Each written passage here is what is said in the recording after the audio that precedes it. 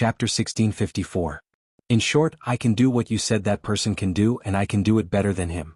As Hua Xiaoheng spoke, he couldn't help but run his fingers down her hair, lingering on her face for a moment.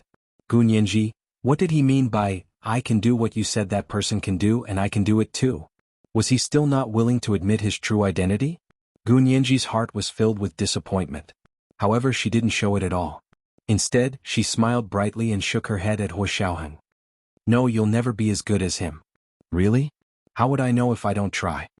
Hua Xiaoheng raised his eyebrows and instantly returned to his cold demeanor. Do you want to know who he is? I'll tell you. Gu Nianji slyly crooked her finger at Hua Xiaoheng. Hua Xiaoheng leaned forward as if he was bewitched. He moved closer to Gu Nianji and asked in a low voice. Who is it? His heart suddenly started beating violently. After so many years of experience on the special front, he could easily treat himself as a completely different person. But this time, he had the misconception that he couldn't tell who he was. This kind of intense shock that came from the heart could only be given to one person, and it was the delicate and intelligent woman in front of him. But when he moved closer to Gu Nianji whispered. This person is my father. You know, only my father would protect me at all costs. Hua Xiaoheng. He had discovered the truth through the bugs he had secretly planted under Gu Nianji's clothes and pillow when Gu Nianji had been seriously injured by the gunshot. However, it was quickly discovered by his uncle Hua Guanyuan, who was also Lu Yuan. At that time, he had made a prompt decision and immediately taken the initiative to go to the Lu family to apologize and reveal his identity as a KGB agent. It was also at that time that he heard the heinous crimes that Qin Yaoguang had committed against Gu Nianji. Not only would Gu Nianji not let Qin Yaoguang off, Hua Xiaoheng would not let her off either.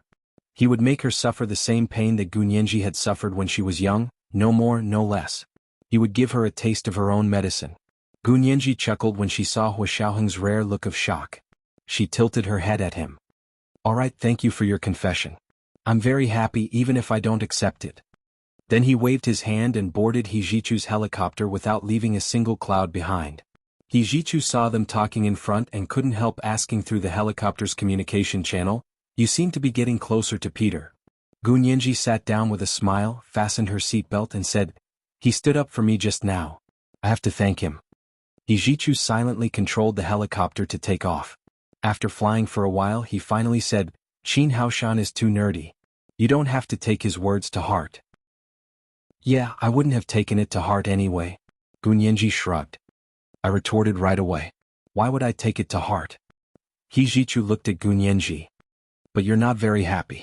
Gu Nianji was unhappy not because of Qin Haoshan, but because she was a little dispirited.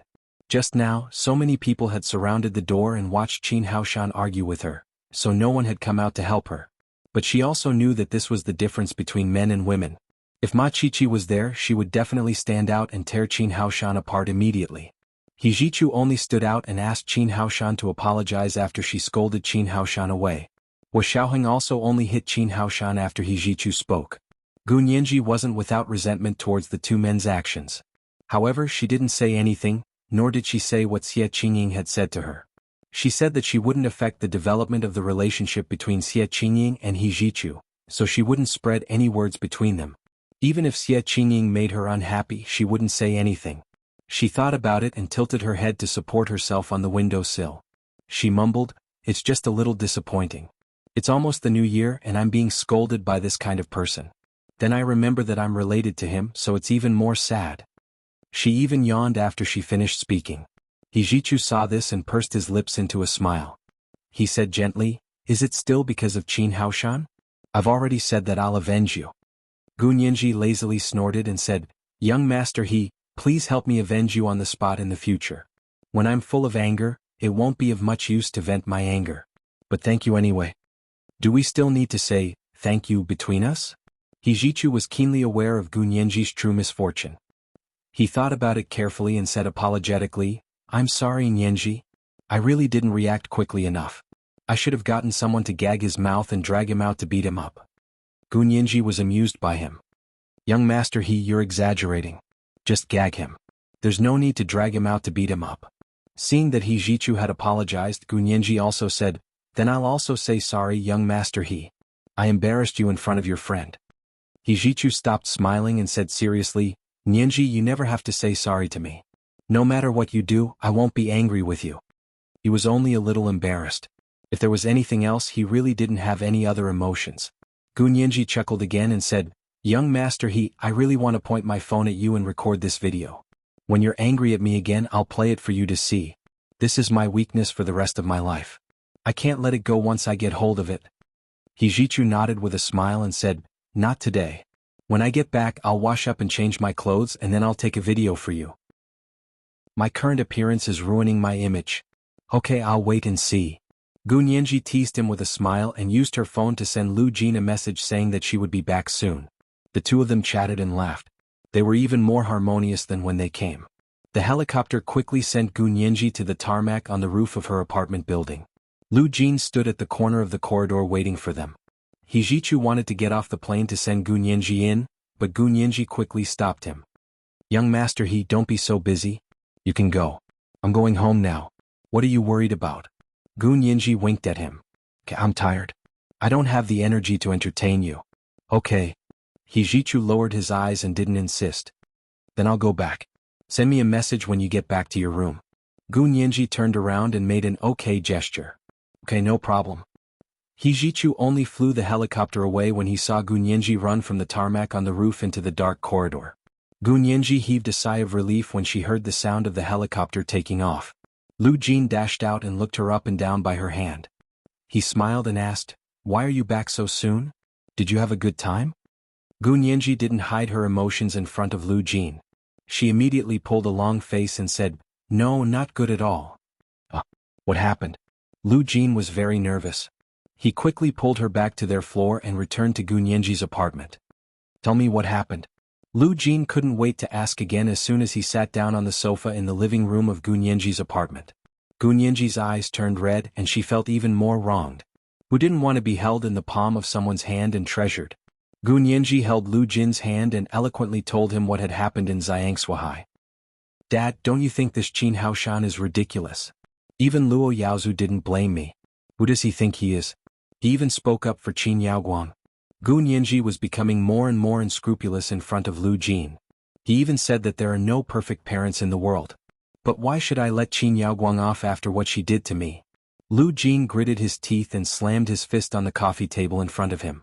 He said angrily, This Qin Haoshan's brain is like granite. Back then he spent a lot of effort in school to get an excellent grade. I told you he wasn't going to have much of a future. What right does he have to say that about my daughter? What does you have to do with him? AB*TCH is AB*TC. Well said. Gunyanji applauded Lu Jin vigorously. She was extremely happy. This was the support she wanted. It was exactly what she wanted. She was so happy that she almost didn't hear the strangeness in Lu Jin's words. She had thought that it would be best if he had attacked Qin Haoshan with her at that time, so that he would be too ashamed to show his face again. And your good niece, Xie Qingying? Gunyanji wouldn't tell Hijichu about Xie Qingying, but she didn't have such concerns with Lu Jin. Moreover, Lu Jin couldn't confront Hijichu, so Gunyanji said everything. She continued angrily. She actually asked me to apologize to young Master He. She said that I shouldn't have said in front of so many people that I broke off the engagement because I didn't want to marry him and made him lose face. This was the first update of the day, Chapter 1643, The Support I Want. A reminder of the recommendation ticket. It was 3 o'clock today. At 1 o'clock in the afternoon, the monthly ticket was 3,500 Canadian dollars. There was the third update at 8 o'clock in the evening. P.S. Thank you, Sing_Sing, for the 10,000 Chidian coins the day before yesterday. Big shots, little angels. Chapter 1655. Lu Jin couldn't take it anymore. His eyes widened and he was furious. I just want him to lose face. He deserves it. So what? What the F***CK? You didn't apologize, did you? If you apologize, I won't recognize you as my daughter anymore. Gunyanji, she seemed to have accidentally said sorry on the helicopter. Lu Jin instantly understood when he saw Gunyanji's slightly embarrassed expression. He immediately changed his words and said, It's fine if you apologize. My daughter has a good upbringing. She would rather suffer grievances herself than take care of other people's fragile hearts. Gunyanji curled her lips slightly and said, But you just said that if I apologize, you won't recognize me as your daughter anymore. Lu Jin rolled his eyes and said shamelessly, What I said just now is invalid. What I'm saying now is the truth. Gu Nianji smiled and leaned against Lu Jin's shoulder. The last trace of depression in her heart disappeared. She was right to say to Huo Xiaoheng. Only a father would protect her unconditionally. A child with a father was a treasure. The nursery rhyme was not a lie. Gu Nianji thought happily, not caring that she had tampered with the lyrics of the nursery rhyme. Lu Yuan, who had just entered the door, shook his head with a wry smile and said to Huo Xiaoheng behind him, "Mr. Peter, do you still want to go in?" Gu Nianji turned around in surprise and saw that Lu Yuan had actually led Huo Xiaoheng in. Huo Xiaoheng was still wearing the Soviet military uniform coat. It wrapped around his straight waist, and the buttons were neatly buttoned up all the way to his neck. The Soviet-style military cap with the sable fur on the inside and outside was pressed low in front of his forehead. It was full of ascetic beauty and temptation. Gu Nianji gulped and said hoarsely, "Mr. Peter, why are you here?" Lu Jin had heard Gu Nianji's description and knew that Mr. Peter had dislocated Qin Haoshan's chin. He quickly turned around and said regretfully, "Aya, that Qin Haoshan is the head of the orthopedics department. It's not enough to just dislocate his chin. You put it back on. You should just pull it off and cause permanent physical damage." Gu Nianji, Huo Xiaoheng followed Lu Yuan into the room and said casually, "The technique I used to remove his jaw joint is a secret of the KGB. No matter how good he is in orthopedics, he won't be able to recover it on his own." "Really?" Lu Jin was interested. He stood up and asked excitedly, "What's the principle?" In fact, he had only used a little hidden force to severely damage Qin Haoshan's temporomandibular joint. Even if he recovered from surgery in the future, he would still habitually dislocate it. Of course, Gu Nianji and Lu Jin didn't need to know about this. No comment. Huo Xiaoheng smiled. "Please forgive me, Uncle Lu. We have strict discipline in the KGB." Gu Nianji mentally rolled her eyes 180 times.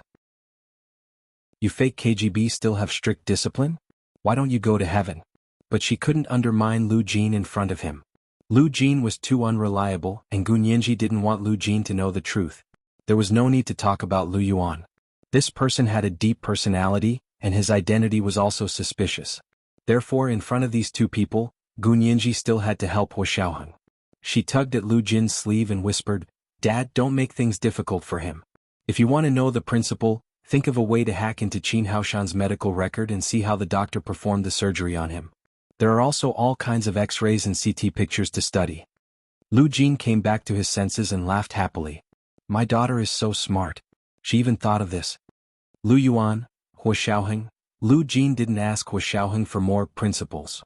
He turned to Lu Yuan and said, "Boss Lu, you're here at the right time. What are we eating tonight?" Then he said to Huo Xiaoheng, "Mr. Peter, you don't know how to cook, so we won't keep you for dinner." Was there any logical connection between whether he knew how to cook and whether they kept him for dinner or not? Huo Xiaoheng's fingers moved and he unbuttoned his coat. "Although I don't know how to cook, I can help President Lu with the preparations." Gu Nianji remained calm and watched Huo Xiaoheng follow Lu Yuan into the kitchen. Seeing that dinner was settled, Lu Jin was relieved.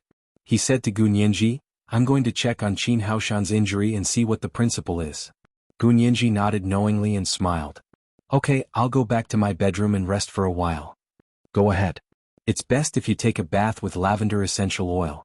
It's the best way to relieve your fatigue," Lu Jin said with a smile as he watched Gu Nianji return to her bedroom. Lu Jin took out his phone and started to hack into the Qin private hospital's intranet. Gu Nianji returned to her bedroom and carefully closed the door. She took a few changes of clothes and went into the bathroom. Lu Jin was right. Taking a bath was also one of the ways to relieve fatigue. She turned on the hot water and sprinkled a little of the lavender essential oil that Lu Jin had specially made for her. The bathroom was soon filled with the faint scent of lavender. Gu Nianji took a deep breath and stepped into the hot bathtub. After soaking for a while, she wiped the water off her hands and picked up her phone. She opened the photo album on her phone and saw the photo of them having a snowball fight. Gu Nianji took a screenshot of Luo Piapiao's profile picture and put it into a facial recognition software. She then found the photo of Wen Shui that she had secretly taken in the past. She also took a screenshot of her profile picture and put it into the facial recognition software. This facial recognition software was a small program that Gu Nianji had modified. It had originally been used on a whim to tease the image recognition systems of major software companies when she was playing with beautiful pictures. For example, she had photoshopped a sunflower on her profile picture and uploaded it to a software company's image recognition system. After the system identified it, it would tell you in all seriousness that it wasn't a human. It was a sunflower of the genus Angiosperms, class Dicotyledons, order Chrysanthemum, family Compositae. Gunyenji was inspired. She collected all kinds of facial features on a person's face and wrote it into a program. Every time a new face was entered, her little software would automatically analyze the facial features on the person's face and come up with an identification conclusion. Because her database wasn't connected to the police database, her resources were limited. Only the people she was familiar with were able to create a database for her. Of course, there was no need to use a database to compare Luo Piapiao and Wen Shuyi's facial recognition. She only needed to compare their facial features. After Gunyenji took screenshots of both of their profiles and uploaded them, she held her breath and waited for the results to come out. Image recognition required a lot of computing power.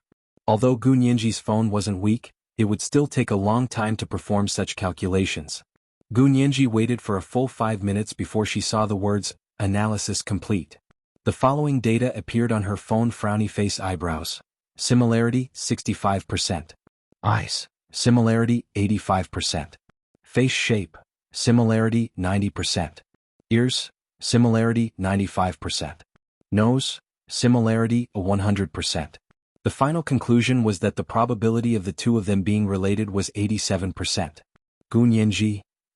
No wonder she felt that Luo Piapiao and Wen Shuyi looked alike, because their noses were exactly the same. Gunyenji looked at people's noses first. She was especially sensitive to the appearance of noses. If a normal person's nose was good-looking, that person definitely wouldn't be ugly. Wen Shuyi's nose was relatively flat, the wing of her nose was slightly wider, and the tip of her nose was slightly tilted, but her overall shape was still very small. Luo Piapiao's nose was also relatively flat, the wing of her nose was slightly wider, and the tip of her nose was slightly tilted. Her overall shape was also very small. If she took a screenshot of their noses and photoshopped it onto the other person's face, it would be almost flawless. Gunyenji looked at the comparison picture, both surprised and curious. She held her phone and continued to search for genetic information about the nose. In the end, she found that both a high nose bridge and large nostrils were dominant hereditary. In other words, if one of the parents had a high nose bridge and large nostrils, their children would be inherited. However, Wen Shuyi and Luo Piapiao both had flat noses and large nostrils. If they were to go in reverse, then Wen Shuyi and Luo Piapiao's parents should both have flat noses, and at least one of them should have large nostrils. Only then would they have a nose combination like theirs. Gunyenji recalled Wen Shuyi's parents, the painter Wen Daiyou and Liang Meili, whom she had met before. The two of them were unprepossessing, but Gunyenji still remembered the shape of their noses. Wen Daiyou was tall and muscular. He had a narrow forehead, a flat nose, a wide nose bridge and large nostrils. But Liang Meili Gunyenji's eyebrows twitched slightly. Why did she remember that Liang Meili's nose was tall and straight, and her nostrils were very small? Two parents. The mother had a high nose bridge, dominant gene. The father had a flat nose bridge, recessive gene. The mother had small nostrils, recessive gene, and the father had large nostrils, dominant gene. How likely was it for such two people to have a flat nose bridge, recessive gene, and large nostrils, dominant gene? This is the second monthly ticket for today, 3,500 plus updates, Chapter 1644, Dominant and Recessive. Reminder for everyone's recommendation tickets. There will be a third update at 8 p.m. Moi everyone little angels. Chapter 1656. This ratio was too difficult to calculate. Gunyenji wasn't an expert in biology, so she searched for information on her phone for a long time but still couldn't find anything. She got out of the bathtub, wiped off the water droplets on her body, and began the maintenance process. From water to essence to oil to cream, the entire maintenance process took almost 20 minutes. This was just a simplified procedure that she had done herself. If she went to a beauty salon for professional treatment, it would take at least an hour. However, the time spent on this set of maintenance was not in vain. She looked at herself in the mirror. Her skin was translucent and fair, and she exuded a good complexion from the inside out. This was a feeling that no cosmetics could create. She changed into her home clothes and walked out of the bedroom to the living room. Hua Xiaoheng just happened to come out of the kitchen, and the two of them met in the living room. Hua Xiaoheng's eyes flashed with surprise. He stopped and said with a smile, Miss Gu, dinner is ready. I'm here to invite you to the dining room. His words sounded like he was the host and guest. Gu Nianji smiled faintly and said, I'll go look for my dad. Thank you, Mr. Peter. Gu Nianji turned around and walked towards the study where Lu Jin was. Hua Xiaoheng watched Gu Nianji's silhouette disappear diagonally ahead. His expression didn't reveal anything. Gu Nianji's study had a high-powered computer that could be used as a server. Lu Jin had assembled it for her. Gu Nianji rarely used the computer unless it was necessary. Right now, Lu Jin was sitting behind the computer desk, concentrating on typing on the keyboard. Gu Nianji walked over and tapped her fingers twice on his computer desk. Dad, it's time to eat. Lu Jin's gaze didn't leave the computer screen. He smiled and said, Okay, I'll be right there. Then he said, I know the principle. Gu Nianji, when Lu Jin wanted to speak, it was hard for others to stop him. The only thing that could stop Gu Nianji was from saying anything, so Lu Jin started talking non-stop. So it turns out that gravity rubbed against Qin Haoshan's temporomandibular joint. After wear and tear, he would habitually dislocate it. Haha, this is almost the same as permanent physical damage. This Peter is really cruel and merciless. But I like it. Gu Nianji blinked. Habitual dislocation? Yes, he can't just blindly compete in the future. Lu Jin finally looked up at her. If he yawns, smiles, cries, or even speaks a little agitatedly, he might dislocate it. The corners of Gu Nianji's lips curled up at the thought of that scene. Alright, don't worry. I also have a problem here. Can you help me take a look at the possibility of this? Gu Nianji placed the results on her phone in front of Lu Jin. What I want to know is if the father has a flat nose and big nostrils, and the mother has a high nose and small nostrils, what's the likelihood of giving birth to a child with a flat nose and big nostrils? Lu Jin looked at the two screenshots Gu Nianji had shown him. One was Wen Shui and the other was Luo Piapiao. At first glance, the two of them didn't look very similar, but because they both had round faces and flat noses, after looking at them carefully a few times, one would feel that there were similarities between them. But Lu Jin really did not expect this kind of similarity to be so high. However, since it was analyzed by the software, Lu Jin still respected the software's professional analysis ability. This was because the human eye and the human brain were easily deceived by external things. Only by relying on the software to separate the wheat from the chaff and peel the silk from the cocoon could the truth be restored.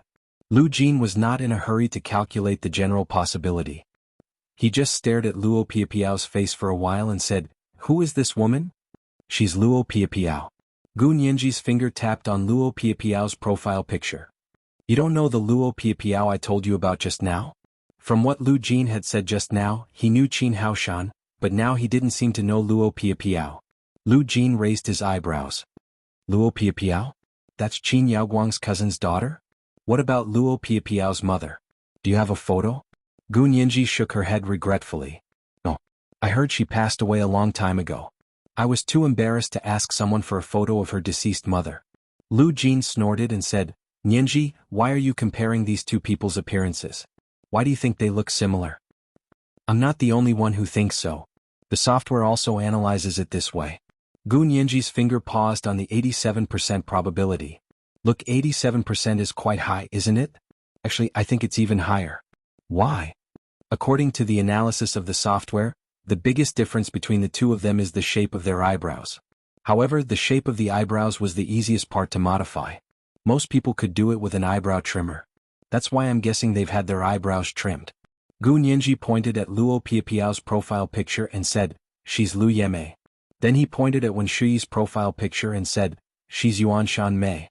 At first glance, there's not much difference, but the difference can be seen by using software analysis.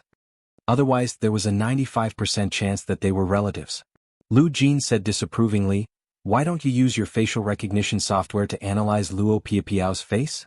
It might be more similar to the face of the doll you played when you were young.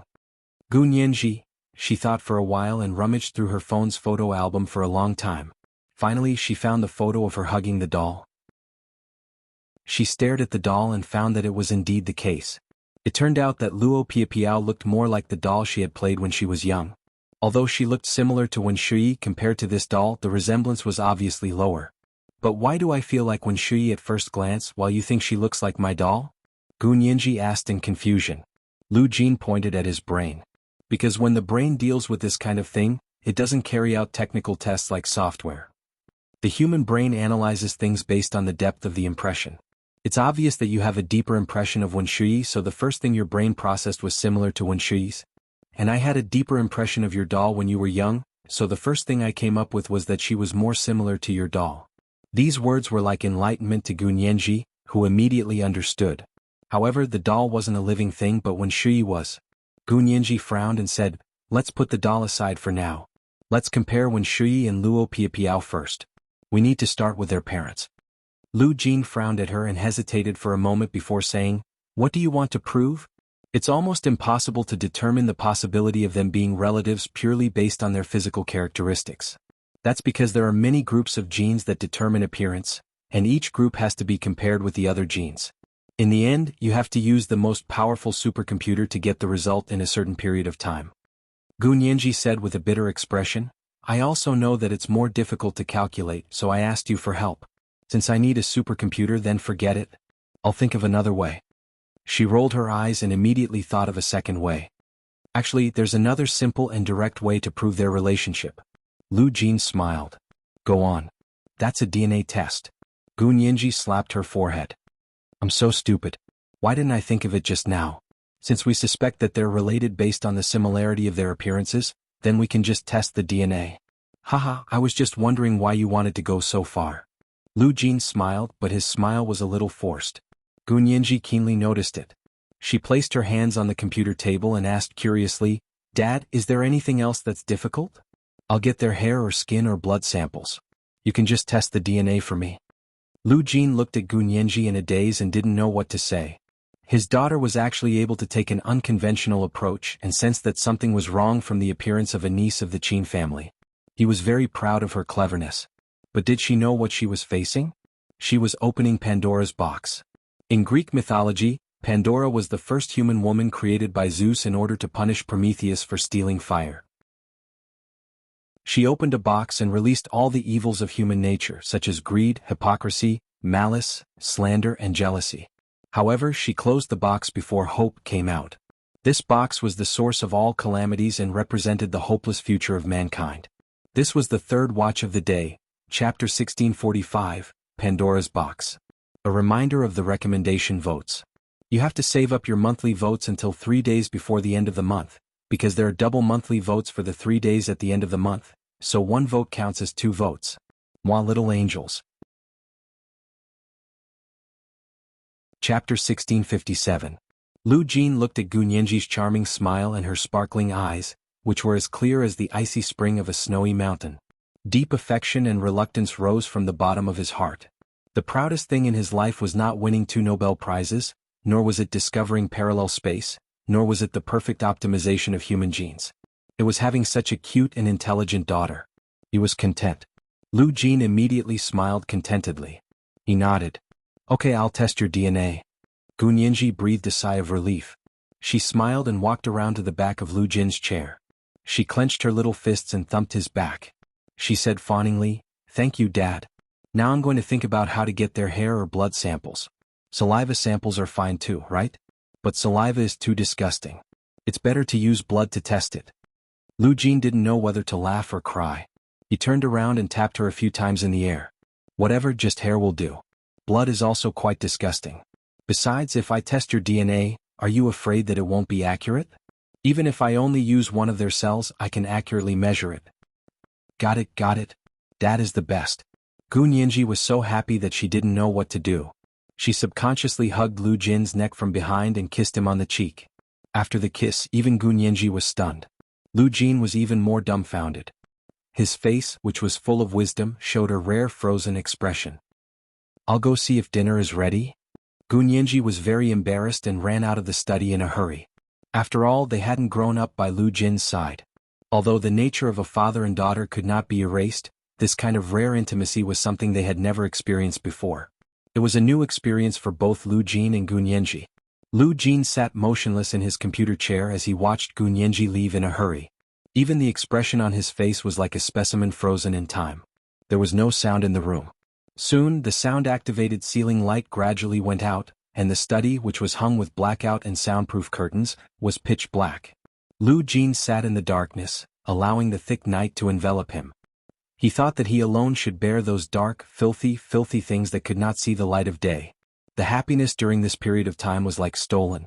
How could he bear to let his daughter, who was as bright as the sun, be invaded by darkness again? He would never allow anyone to extend the claws of evil to his daughter again. Let him end everything. It was up to him to end all the darkness and give his daughter a bright future. Lu Jin closed his eyes and let himself become one with the darkness. Gu Nianji ran out of the study excitedly and was caught off guard. She fell headfirst into someone's arms. Gu Nianji suddenly calmed down when she smelled that familiar yet strange scent. She quickly took a step back and looked up to see Hua Xiaoheng standing at the door of the study. She couldn't help but stutter. "What are you doing here?" "As I said, dinner is ready. I'm here to invite you to dinner." "What's wrong?" "What about Uncle Lu? Aren't you going to have dinner?" Hua Xiaoheng looked up at the door of the study. When Gu Nianji ran out, the study was still lit. Now that he turned around, the study was already pitch black. The lights are voice-activated. They automatically go off when there's no sound. Gu Nianji said sheepishly, "I'll go to the dining room first. Is dinner ready?" She ran off at a brisk pace without looking back. Hua Xiaoheng looked at her back, then at the door of the study. He pondered for a while, then knocked on the door. He coughed and said, "Uncle Lu, dinner is ready. Please move to the dining room." There was no sound from the study for a long time.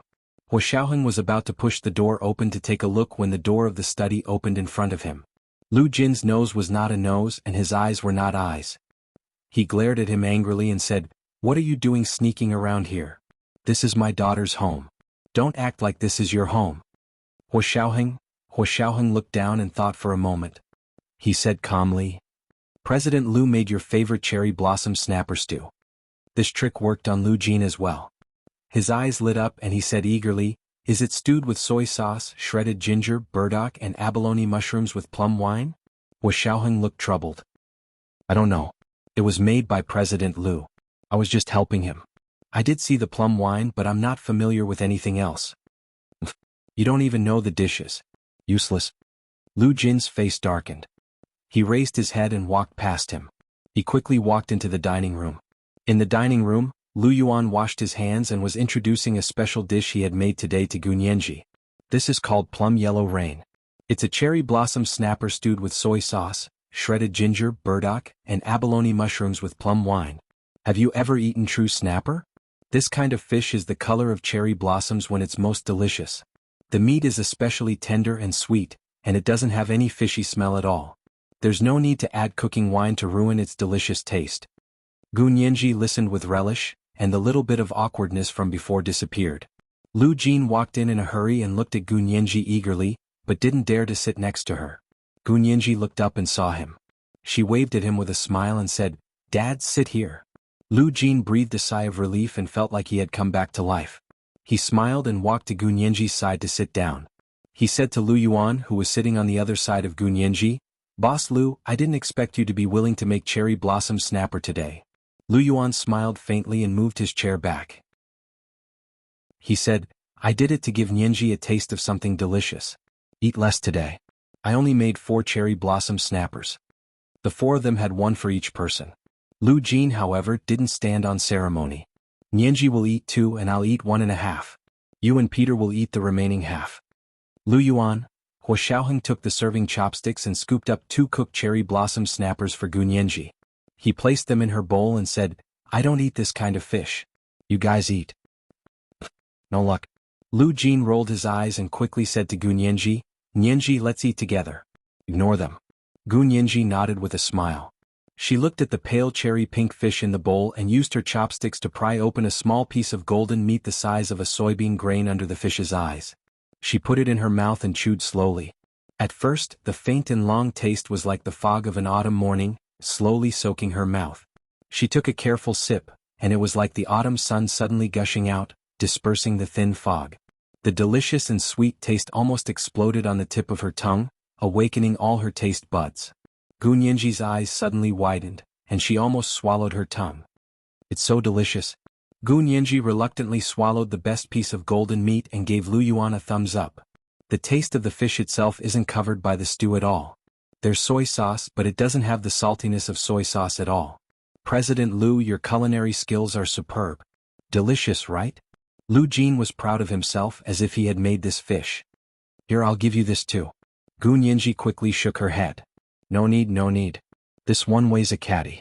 It's already good enough that I can finish one. She looked at the two fish in her bowl and plate, then at the people around the table. She said apologetically, President Lu, Mr. Peter, I'm sorry. This fish is on my plate, so I can't give it to anyone else to eat, so I gave it to my father to eat. My father won't mind eating what's on my plate, right? Lu Jin shook his head and nodded. He smiled so widely that only his teeth could be seen. He even made a V sign at Lu Yuan and Hua Xiaoheng proudly. Lu Yuan, Hua Xiaoheng lowered his head expressionlessly and picked up a piece of eggplant to eat. The entire dinner was spent in the rhythm of Lu Jin and Gu Nianji's constant praising of how delicious the cherry blossom snapper was. In the end, Hua Xiaoheng reluctantly took the initiative to eat the remaining half of the fish that Gu Nianji had eaten under the banner of not wasting food. Lu Yuan, on the other hand, didn't eat at all. He said that he was full when he saw Lu Jin's expression and couldn't eat anything else. After dinner, Gu Nianji and Lu Jin were both full. They made pu'er tea and moved to the living room to chat and digest their food. Lu Yuan was about to clean up the kitchen when Hua Xiaoheng raised his hand to stop him. President Lu, I've disturbed the meal today, so I'll be the one to clean up the dishes. Lu Yuan didn't stand on ceremony with him, but he didn't want to go to the living room to see Lu Jin's smug face. He sat in the kitchen and looked at his phone while chatting with Hua Xiaoheng. You've never eaten cherry blossom snapper before? Lu Yuan was actually asking if Hua Xiaoheng had eaten cherry blossom snapper in the other world. Of course Hua Xiaoheng had eaten it, but he didn't want to argue with Lu Jin and Gu Nianji. As he put the dishes into the dishwasher, he said, No, wild ones are too expensive. Farmed ones don't taste good, so I'm not interested. Wild ones have already risen to 5,000 to 6,000 yuan per catty. Although it's not that I can't afford it, I can't afford to eat it every day. Lu Yuan smiled and shook his head. It's also because of the new year. This is the first time Nianji has spent the new year with us. Lu Jin can't wait to get all the delicious food in the world for Nianji to eat. Gu Nianji was chatting with Lu Jin in the living room when she suddenly heard her phone ring. She took it out and saw that it was Luo Piapiao's call. She immediately picked it up with a smile and asked, Piapiao? Are you home? Is your second brother okay? Luo Piapiao was flattered and quickly said, We're all fine. But she looked at old Master Qin, who was sitting in front of her, and said with a smile, Cousin Gu, are you free tomorrow? Tomorrow is the New Year's Eve. I want to invite you to my house for New Year's Eve dinner. This was the first update of the day, Chapter 1646, Stolen Joy. A reminder for everyone's recommendation votes. At 8 p.m. the second update. P.S. The name of that fish is snapper, pronounced Yao. Moi, all the big shots and little angels. Chapter 1658. Let's go to your house for New Year's Eve dinner? You're too kind, but there are no rules for celebrating the little new year at someone else's house. How about this, when you come out for lunch, I'll treat you to Maine lobster at the revolving restaurant on the 3rd Ring Road of the Imperial Capital. The American lobster there is very authentic. That's settled then. I still have something to do, so I can't answer your call for now. See you tomorrow morning at 11 o'clock. Gu Nianji didn't allow any explanation. She hung up and turned off her phone. Before Luo Piapiao could react, she realized that she could no longer reach Gu Nianji's phone. She only had Gu Nianji as a way to contact her, and since Gu Nianji wasn't picking up her phone, there was nothing she could say. Granduncle, Cousin Gu hung up the phone. Luo Piapiao blushed. She said that she would treat me to lobster at the revolving restaurant the next day. Old Master Qin stared at Luo Piapiao for a while and quickly smiled kindly. All right then, let's go to the revolving restaurant. Tomorrow I'll book out the top floor of the revolving restaurant. Our Qin family will have New Year's Eve dinner at the revolving restaurant on the 3rd Ring Road. Luo Piapiao was immediately happy again. Ah, that's great. I'll definitely give Cousin Gu a surprise tomorrow. Yes. Let's give your cousin sister a surprise. Old Master Qin laughed heartily. His tall body was like a mountain, still healthy and hale. Luo Piapiao was both respectful and fearful of her uncle. She had never been close to him. This time, because of Gu Nianji, she had actually received her uncle's favor. She was very grateful to Gu Nianji and had a better impression of her. She also wanted to use Gu Nianji to get in touch with her Soviet diplomat suitor. Gu Nianji had publicly expressed that she wasn't interested in Mr. Peter, so Luo Piapiao didn't feel any pressure when she pursued Peter. She and her father sent old Master Qin off and began to prepare for tomorrow's dinner. Gu Nianji winked at Lu Jin. We'll be able to get her hair tomorrow. And what are you going to do with Wen Shuyi's hair? Lu Jin was also going to start the DNA sequencing. Gu Nianji snapped her fingers. That's easy. I'm still in the middle of a lawsuit with her. It won't be difficult for me to ask her out for a meeting. Lu Jin knew that Gu Nianji had a lot of ideas, and it wasn't difficult to get a strand of hair. Even if she didn't take the initiative to pull a few strands off, her hair would fall off on its own. Lu Jin said, a normal person will lose 50 to 100 strands of hair a day. Just pay attention to where she's sitting. When she's gone, use a special tool to collect her hair. All right. Gu Nianji nodded happily. I'll get their hair as soon as possible so we can do a DNA sequencing comparison. After Hua Xiaoheng cleaned up the kitchen, he went to the living room with Lu Yuan. He happened to hear Gu Nianji and Lu Jin discussing Wen Shuyi's hair. Hua Xiaoheng sat down across from them and asked calmly, You used Wen Shuyi's hair for DNA sequencing? Compared with whom? Gu Nianji almost blurted out Luo Pia Piao, but seeing that Hua Xiaoheng was pretending to be ignorant, she smiled and asked, Why should I tell you? Hua Xiaoheng? Lu Jin was delighted to hear this and winked at Lu Yuan. Look, this is a secret between me and my daughter. Lu Yuan picked up a newspaper and shook it open. He placed it in front of him and said in Lu Jin's tone as he browsed through the contents of the newspaper, Who else can she compare with? Of course it's Luo Pia Piao. You can imagine it even with your niece. Hua Xiaoheng understood, but he couldn't say that he understood why the DNA comparison between the two of them was needed. He could only ask further, why compare her with Luo Pia Piao? Wen Shuyi was He Zhichu's former personal secretary and is now the executive director of the Qin Corporation's private hospital. Luo Pia Piao is just an ordinary person, right? Gu Nianji was very surprised. You even know about this? When did you find out? How did you know? Why are you so concerned about Wen Shuyi? Hua Xiaoheng smiled without changing his expression and narrowed his eyes. Miss Gu, can I understand that you're jealous? The smile on Gu Nianji's face collapsed. She didn't think that Major General Hua was narcissistic before. This kind of narcissistic and conceited tone was really a domineering CEO. Gu Nianji snorted and looked away. I'm just curious. You don't seem to have any interaction with Wen Shuyi, so how do you know her situation so well? Hua Xiaoheng said calmly, I can't say that I know her like the back of my hand, but I do know the basic situation. Don't forget that I'm a former member of the KGB in the Soviet Union. When we were gathering information, we made files on He Zhichu and his personal secretaries. Gu Nianji just wanted to roll her eyes. Former KGB member. What nonsense. She crossed her arms and looked straight ahead. Know yourself and know your enemy and you will never be defeated. It seems that Mr. Peter really knows this. You flatter me. Hua Xiaoheng nodded gracefully and reached out with his slender and clean fingers to refill Gu Nianji's cup of tea. It was actually only 1/3 the depth of the teacup. If one drank too much tea, they would lose sleep at night. Lu Yuan shook the newspaper and looked up at them from the top of the newspaper. He said, Why are you comparing their DNA? What are you trying to achieve? Lu Jin was about to answer when Gu Nianji stomped on his foot. Lu Jin immediately changed his words and said, I'm just testing for fun. I have nothing to do during the new year. It's raining to beat the children. I have nothing to do anyway. Lu Yuan knew that he wasn't telling the truth. From the corner of his eye, he saw Gu Nianji stop Lu Jin from speaking. He raised his eyebrows slightly and chuckled. Up to you, but Nianji shouldn't go alone. Find someone to accompany her. Hua Xiaoheng picked up his teacup and said nonchalantly, I'm free tomorrow. I can accompany Miss Gu to the revolving restaurant. Lu Jin looked Hua Xiaoheng up and down and asked suspiciously, Why are you so nice to Nianji? Hua Xiaoheng smiled calmly. Because I'm courting her. Gu Nianji sighed and supported her head with one hand. She leaned against the edge of the sofa and said, Mr. Peter, you don't have to waste your time with me. My heart belongs to someone else. No matter how much you do, it's useless. I only know that there's a saying in your Huaxia Empire that sincerity can move metal and stone.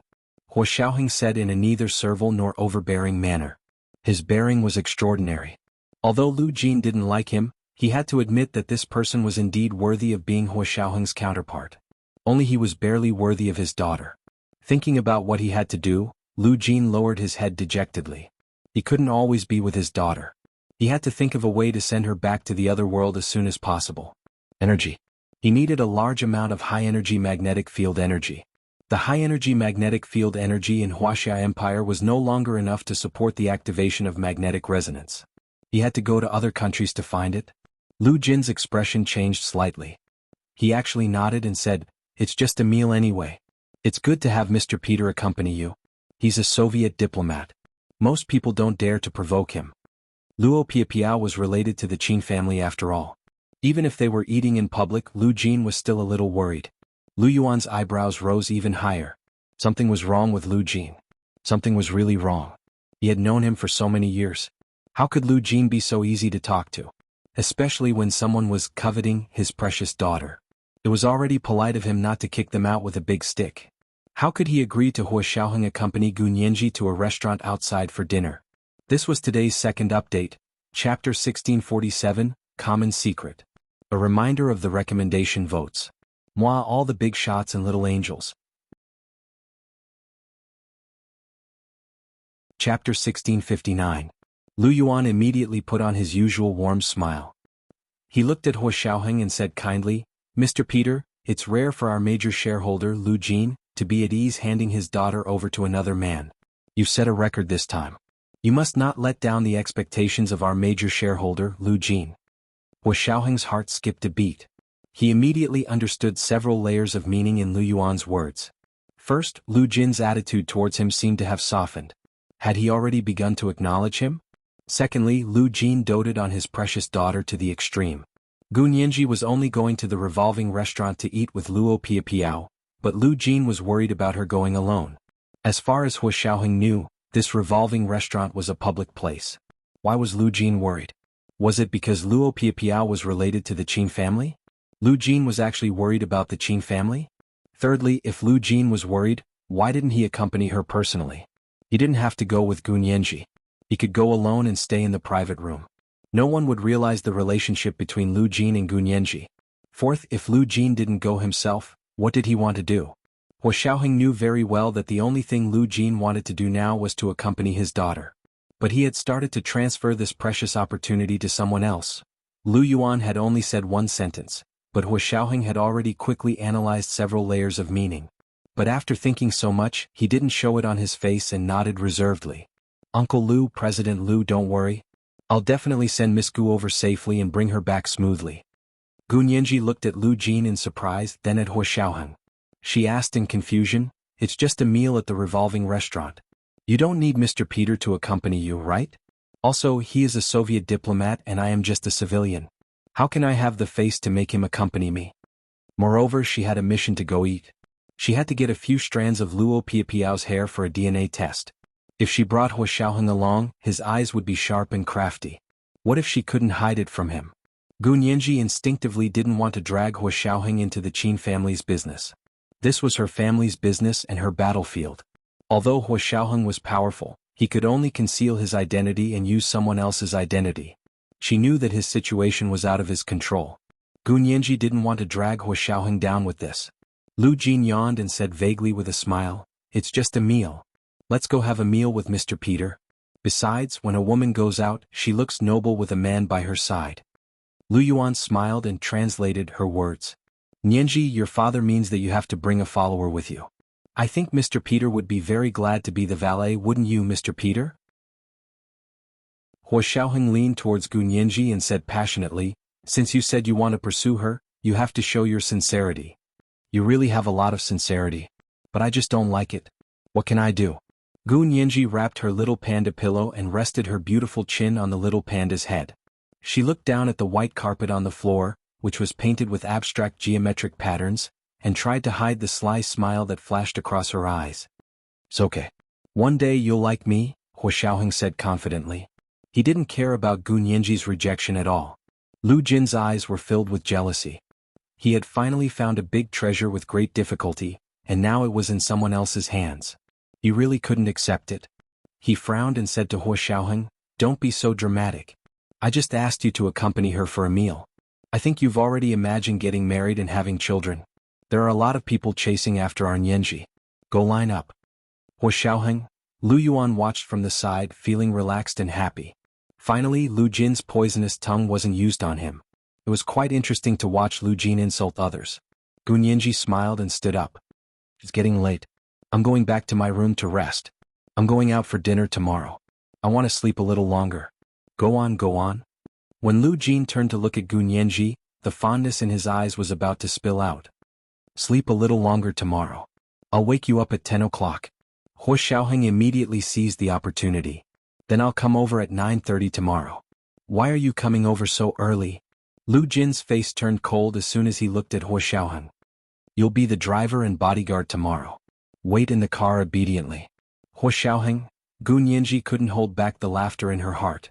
She hugged the panda pillow and ran back to her bedroom. She quickly closed the door and leaned against the back of the door. Her shoulders shook from laughing so hard that they were about to cramp. Dad is still the best. Gun Yanji was in a great mood. She threw the panda pillow on the bed and stood up with the door. She laughed for a while before going to the bathroom to wash up. After finishing her nightly maintenance routine, she crawled into the thin and soft silk blanket and had a good sleep. When she woke up the next morning, it was already past 9 o'clock. The blackout curtains were lowered, blocking out the sunlight outside the window. The room was still dark as if it was still night. Gun Yanji picked up the phone on the bedside table and looked at it. Only then did she realize that it was past 9 o'clock. She rubbed her eyes and sat up.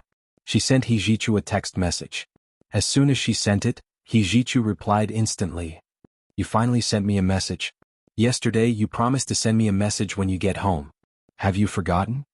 He sent a voice message. Gun Yanji, she hadn't forgotten, but she hadn't had the chance to send it. She smiled and replied, You're not sending it now? Actually, I'm already home. It's fine, it's fine. At that moment, He Jichu was sitting in front of the window with his phone in his hand. He said a few words into his phone before saying, Today is the new year. Aren't you coming to my house for the new year? Gun Yanji smiled and refused. No need, I still have something to do. Today, I'm meeting a friend to go to the revolving restaurant on the 3rd Ring Road for a lobster feast. I hope it'll be delicious. Don't let me down. He Jichu replied with an "oh" and asked casually, Who are you eating with? Luo Piapiao. I get along pretty well with her. Gun Yanji smiled and lifted the blanket to get out of bed. He Jichu was a little surprised. Luo Piapiao? I thought you got along well with Xie Qingying. Gun Yanji laughed and didn't want to talk about Xie Qingying. She quickly said, She's not bad. She's about the same as Luo Piapiao. It's just that cousin Xie is quite busy, unlike Luo Piapiao who only knows how to eat, drink and have fun. Alright, I'm not going to talk to you anymore. I'm going to be late. Goodbye, young master He. Gun Yanji hung up the phone and went to the bathroom to shower and wash her hair. He Jichu saw that she wasn't replying anymore, so he looked at his phone for a while before putting it back into his pocket. He looked at the winter scenery outside the window and stood quietly for a while. He took out his phone again and replied to Xie Qingying's invitation. Okay, what time?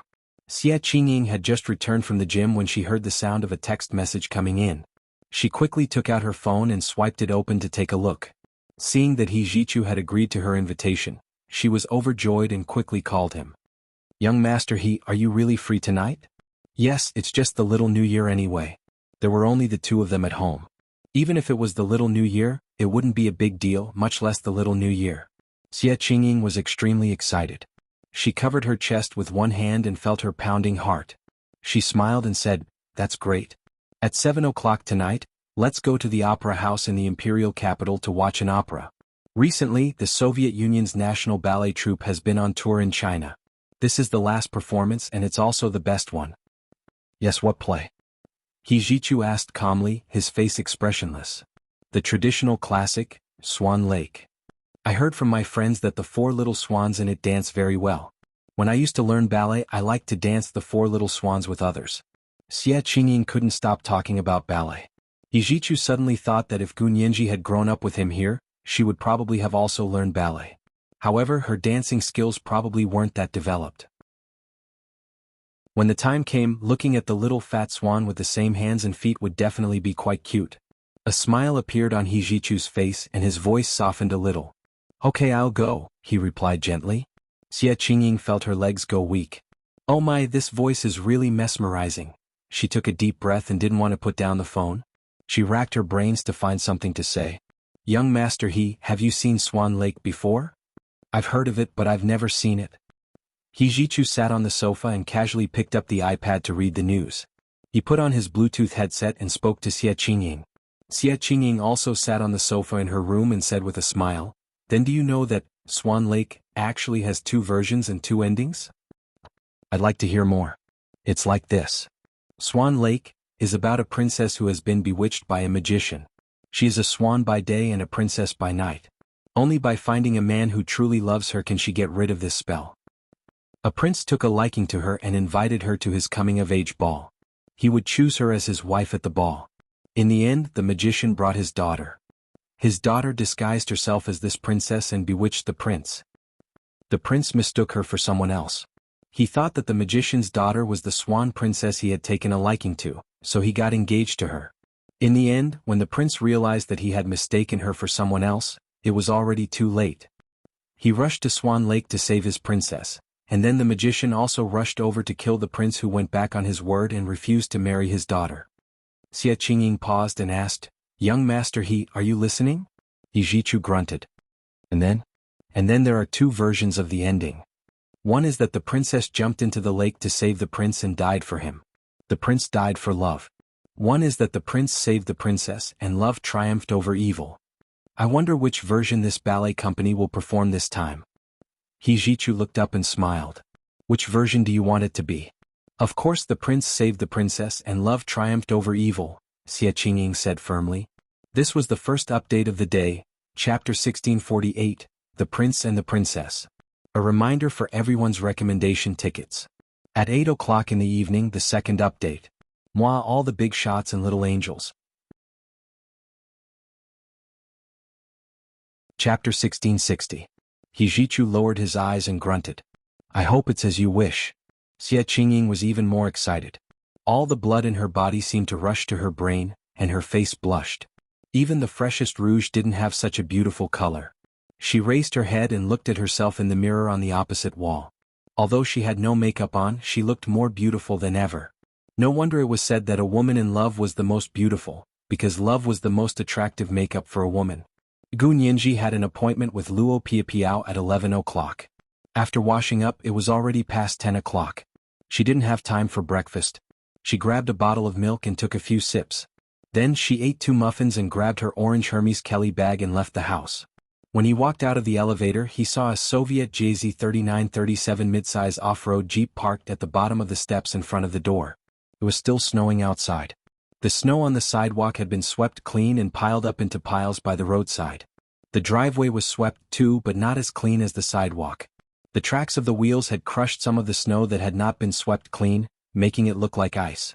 Hua Xiaoheng's car was especially suitable for the snowy wilderness, so it would definitely be very safe to drive now. Moreover, the model of this car was tall and mighty. With a change of paint, it could pass off as an armored car, Gu Nianji complained in her heart and deliberately walked down the steps with a straight face. Hua Xiaoheng propped his head on his hand as he sat in the car. When he saw Gu Nianji come out, he got out and opened the door with a smile.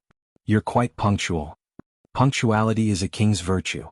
Gu Nianji stopped in her tracks. Thank you, Mr. Peter. You don't have to take my father's words to heart. How can we do that? I'm going after his daughter, so how can I not take his words to heart? Hua Xiaoheng said seriously, we Soviets are all so direct. I hope you don't take offense. Gu Nianji, this was the first time Soviets and direct had been slandered so harshly. She put away her smile and got into the car with an indifferent expression. She politely said, then I'll have to trouble you. Let's go to the revolving restaurant on the 3rd ring. She really treated Hua Xiaoheng like a driver. Hua Xiaoheng smiled and closed the door for her. He walked around to the driver's seat and started the car. The car drove off smoothly. Gu Nianji sat calmly in the car, but her mood was like a pot of boiling water that kept bubbling. This was the first time they were alone together, right? There were only the two of them in the car.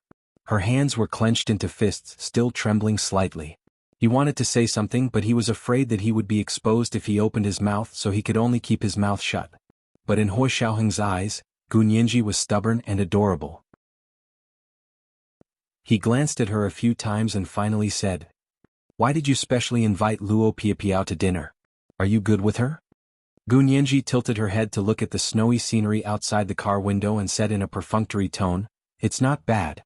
She invited me to dinner, so I can't just turn her down, can I? Speaking of which, they are all relatives.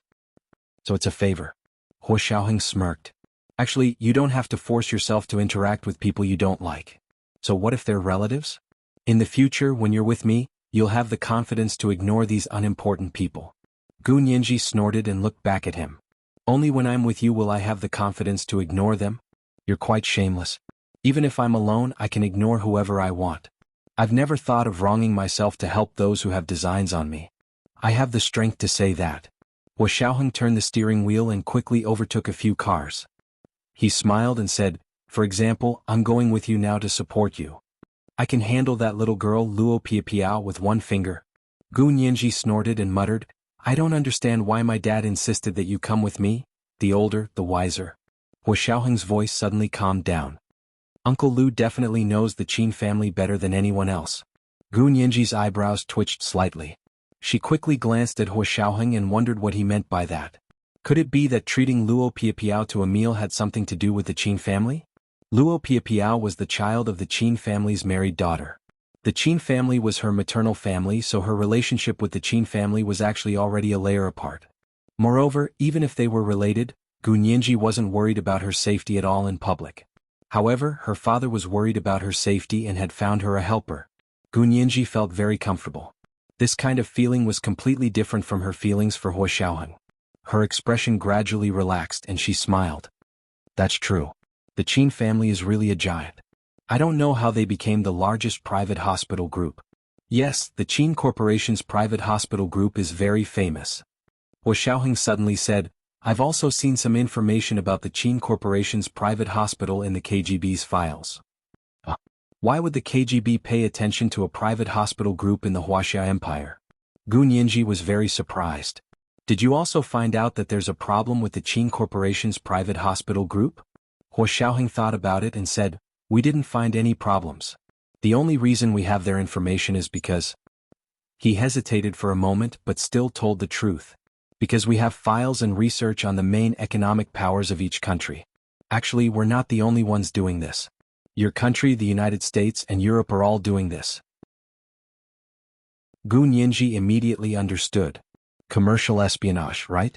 Or rather, national commercial espionage. Whatever you say. Hua Xiaoheng looked at her with a smile. He really wanted to pat her head but he held back. If he got excited, it would be difficult to control himself. His Adam's apple bobbed up and down as he restrained his desire and excitement. His expression was even more restrained and calm. Gu Nianji smiled and glanced at him sideways. Mr. Peter, are you leaking secrets? Not really. Because the things I told you, I said it under the circumstances permitted by the regulations.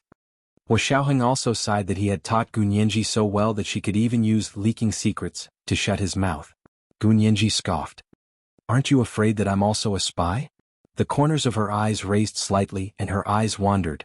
She was delicate and intelligent with a hint of the charm of a mature woman. She was charming and tactful. Hua Xiaoheng pursed his lips and stepped on the brakes. He stopped the off-road jeep by the side of the road and moved in front of her. He said hoarsely, Are you a spy? You can seduce me. Gu Nianji. She stretched out a finger and pressed it against Hua Xiaoheng's chest. She slowly pushed him away and said with a half-smile, Mr. Peter, are you seducing me? This is the second update of the day, Chapter 1649, You Can Seduce Me. A reminder for everyone's recommendation votes. Moi everyone little angels. Chapter 1661. Me? Hua Xiaoheng shook his head slowly. I never seduce you. I'm wooing you. Gu Nianji's smile faded as she pushed him away forcefully. She opened the car door and jumped out. She said seriously, Mr. Peter, I can't sit in your car if you keep touching me like this. Hua Xiaoheng sat in the car and looked down at her. He loved her very much but he still had to pretend to be hurt and disappointed. After a moment of silence he said, You don't like me that much? You said that I look exactly like the person you like. Can't you just treat me as his substitute? Using you as his substitute is a humiliation to him, a humiliation to you, and a humiliation to myself. Gu Nianji didn't know what Hua Xiaoheng meant, but she was very angry that he said it, even if it was just an act. In his heart, was she such a shallow woman who only cared about looks? Fine, her feelings for him were indeed related to his looks, but he couldn't make her fall in love with him just because of his looks. Since he didn't understand this, she decided not to try to expose him. Unless he was willing to admit who he really was in front of her, he wouldn't be able to get her to be nice to him at all. What's so good about him? Why are you so dead set on him? Hua Xiaoheng curled his lips, his eyes smiling. Besides, he's so good, but it's useless if he's not by your side. Gu Nianji rolled her eyes and said angrily, I don't accept you not because you're not good, but because I still love him. Love can only accommodate two people. It's too crowded with one more person. Then when you don't love him anymore, will you consider me? Hua Xiaoheng leaned forward and gently sniffed her hair. This woman was so toxic he couldn't quit. Gu Nianji's lips twitched. Then wait until I don't love him anymore. She picked up her phone and began dialing expressionlessly. What are you doing? Hua Xiaoheng sensed it and snatched the phone. You want to take a taxi? Yeah, how can I take a taxi with you like this? What if you go berserk and I can't beat you? Who am I going to cry to if I lose? Gu Nianji snatched her phone back with a straight face. Don't touch other people's phones. You're invading my privacy. An indescribable emotion flashed through Hua Xiaoheng's eyes. It wasn't because of Gu Nianji's steadfastness, but because of her clear mind and resolute determination. However, he also knew very well that Gu Nianji might really break up with him if she was touched by someone else. Because she was loyal to her own heart, her own feelings. She did not accept another man because she still loved him. When she doesn't love him, she certainly has the right to choose a new man. The sense of danger in Hua Xiaoheng's heart intensified. He stopped teasing her and reached out to open the car door. He calmly said, All right, you win. Get in. Gu Nianji's hand rested on the armrest next to the car seat. Just as she was about to climb up, Hua Xiaoheng had already wrapped his arms around her waist and hugged her, trapping her between the car seat and his chest. He continued, I won't take another step forward until you give up on that person. But you have to promise me that I'll be the first in line for you.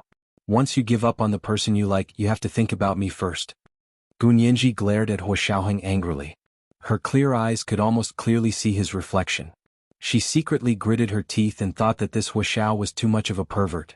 How could he say something like that, giving up on the person in front of her and thinking about the person he was now? In the end, wasn't it still the same person? He really wasn't at a disadvantage at all. Was he sure he had her? Gu Nianji snorted and frowned. No. If I give up on him, I'll definitely have to find another person who's completely different. I'll only find another ex-boyfriend who's exactly like him if I lose my mind. Hua Xiaoheng seemed to be shocked by the word ex-boyfriend, and didn't speak for a long time. He quietly got into the car, started it, and drove all the way to the parking lot under the revolving restaurant on the 3rd Ring Road without saying another word. Gu Nianji was secretly pleased with herself. She knew that she had finally turned the tables. She got out of the car in an extremely good mood, glanced at the parking lot and walked towards the elevator. The revolving restaurant was on the top 2 floors of the skyscraper. The top floor was the most luxurious. Sitting there, one could see the scenery of the imperial capital from 360 degrees. The top floor was the most luxurious. Sitting there, one could have a 360-degree view of the imperial capital. Gu Nianji had booked a seat on the floor below the top floor. However, just as she walked out of the elevator, her phone rang. It was Luo Piapiao calling. Gu Nianji picked up the call and said with a smile, I'm already here. Where are you? Luo Piapiao was also smiling and said, I'm on the top floor of the revolving restaurant, which is the highest floor. Are you going to treat me to dinner on the highest floor?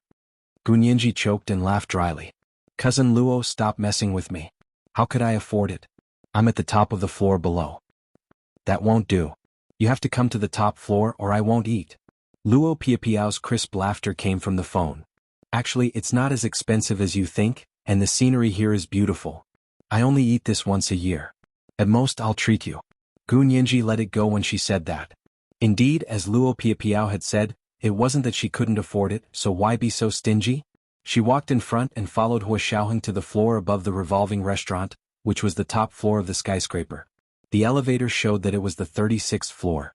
It was indeed the top floor. There were very few people eating here. Other than her and Hua Xiaoheng, no one else came up. Gu Nianji was a little surprised. No matter how expensive the restaurant was, the imperial capital had never lacked rich people. Why was she and Hua Xiaoheng the only ones walking in? Something wasn't right. Hua Xiaoheng clearly realized it as well. He immediately took a step forward and stood in front of Gu Nianji. In the oval revolving restaurant, there were crystal-clear glass windows all around. From here, one could see the white clouds floating in the blue sky like cotton candy. The restaurant slowly rotated like a merry-go-round. The dining table was neatly arranged with cutlery and tea. It was as if someone had just held a banquet here, but now it was empty. Time seemed to have stopped. For a moment, Gunyanji had the illusion that she had walked into a deserted set. Luo Piapiao? Gunyanji walked out from behind Hua Xiaoheng and stood beside him. She called out tentatively. Huh? Are you surprised? Luo Piapiao's voice suddenly came from the side of the hall. Immediately after, men in suits and leather shoes and elegantly dressed women walked out from the side door on the other side of the hall. Walking at the front was Luo Piapiao, who was wearing a red Chanel suit, and an old man with white hair and a youthful face. He was wearing a tang suit with purple sable fur edges. Gunyanji was no stranger to this old man. He was Qin Yaoguang's father, Old Master Qin. Behind Old Master Qin walked a middle-aged man. Gunyanji had also seen him in court. He seemed to be Old Master Qin's nephew. This time they had brought their womenfolk with them. Not long after, the entire restaurant was filled with people. Luo Piapiao held Old Master Qin's arm and walked to Gunyanji with a smile on her face. She waved at her. I said there's a surprise, right? Uncle said that this meal will be on him. We've already booked this place for today. Cousin Gu, come and sit. You're Nyenji, right? I'm your aunt. I've heard of your name before. Seeing you today, I realized that you're even prettier than in the photo. I'm your second aunt. You even ate at my house when you were young. I'm your cousin. I've always wanted to see you, but your mother always said that it wasn't the right time. I didn't expect to see you until now. The people of the Qin family almost swarmed up and surrounded Gunyanji, introducing themselves one by one. Their smiles were extremely sincere and warm, and they looked like they knew how to behave better than Qin Yaoguang. As the saying went, one didn't hit a smiling person. Gunyanji wouldn't treat everyone in the Qin family coldly. As she greeted these people, she took the opportunity to rub Luo Piapiao's head. She pulled out a few strands of hair and quietly rubbed them in her hand. Cousin Luo, you're so mean. Why didn't you tell me beforehand? Luo Piapiao smiled and said, I usually don't do such a good thing. Only you have such a big deal. Please spare me. Please don't give me such face. I can't afford it. Gunyanji smiled and rubbed her head again, successfully ruffling her hair into a bird's nest. Luo Piapiao accidentally saw her appearance in the mirror on the side of the hall and stomped her feet in anger. Cousin Gu, let go. She quickly said to Old Master Qin, Granduncle, I'm going to the bathroom. She pointed at her hair, which had been messed up by Gunyanji. Gunyanji took the opportunity to say, I'll go too. I'll help Cousin Luo clean up. Old Master Qin laughed loudly. Go on, go on. You little girls are so naughty. Gunyanji and Luo Piapiao went to the bathroom. Old Master Qin narrowed his eyes and looked at Hua Xiaoheng. He nodded and said, It's Mr. Peter? We met once. It was at the He family's Christmas party. Hua Xiaoheng's face was cold as he said unhappily, It was just a dinner party between Miss Gu and Miss Luo. Why did so many people suddenly come? Are all Huaxia people so untrustworthy? Although Mr. Peter has an Asian face, he's actually a Soviet on the inside. Old Master Qin sighed. This is our family ties. We Huaxia people value family ties the most. You don't understand. However, since you're here, you're a guest.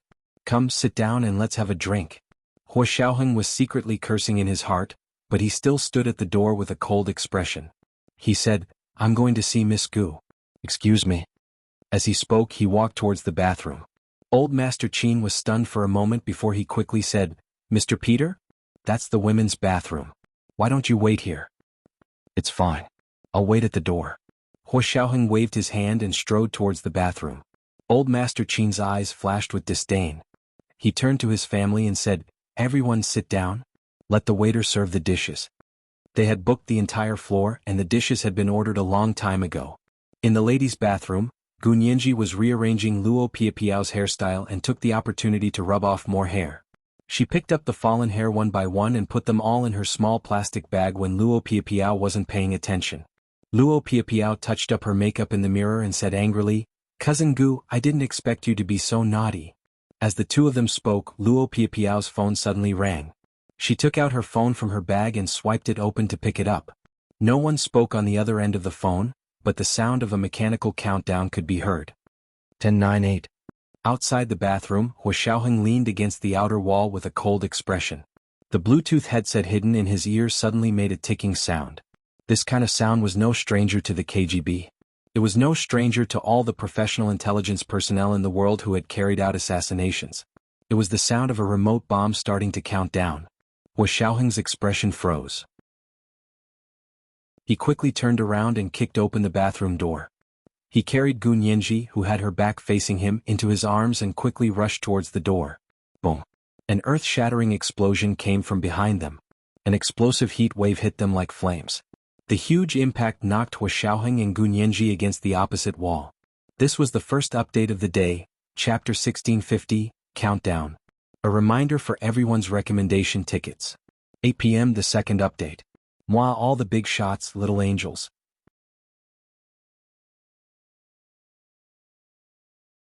Chapter 1662. At the same time, a huge explosion came from the restaurant they had just come out of. The restaurant that had been happy and harmonious a moment ago was suddenly filled with screams. Uncle! Uncle! Uncle! Uncle is seriously injured. Ambulance! Call the ambulance! Call the police! Call the police! The restaurant quickly lit up with flames and the scorching heat hit them in the face. The shrill sound of the fire alarm rang in the hallway, and it was screaming wildly. Gu Nianji's ears were almost deafened by the huge explosion just now. Everything she heard seemed to be coming from the distant sky. Hua Xiaoheng's back had suffered the shock wave of the first round of explosion in the bathroom. Although there were no external injuries, his internal organs were still impacted. He held Gu Nianji tightly in his arms, rolled on the ground and crawled towards the stairs. The fire came from behind and the Qin family cried for help.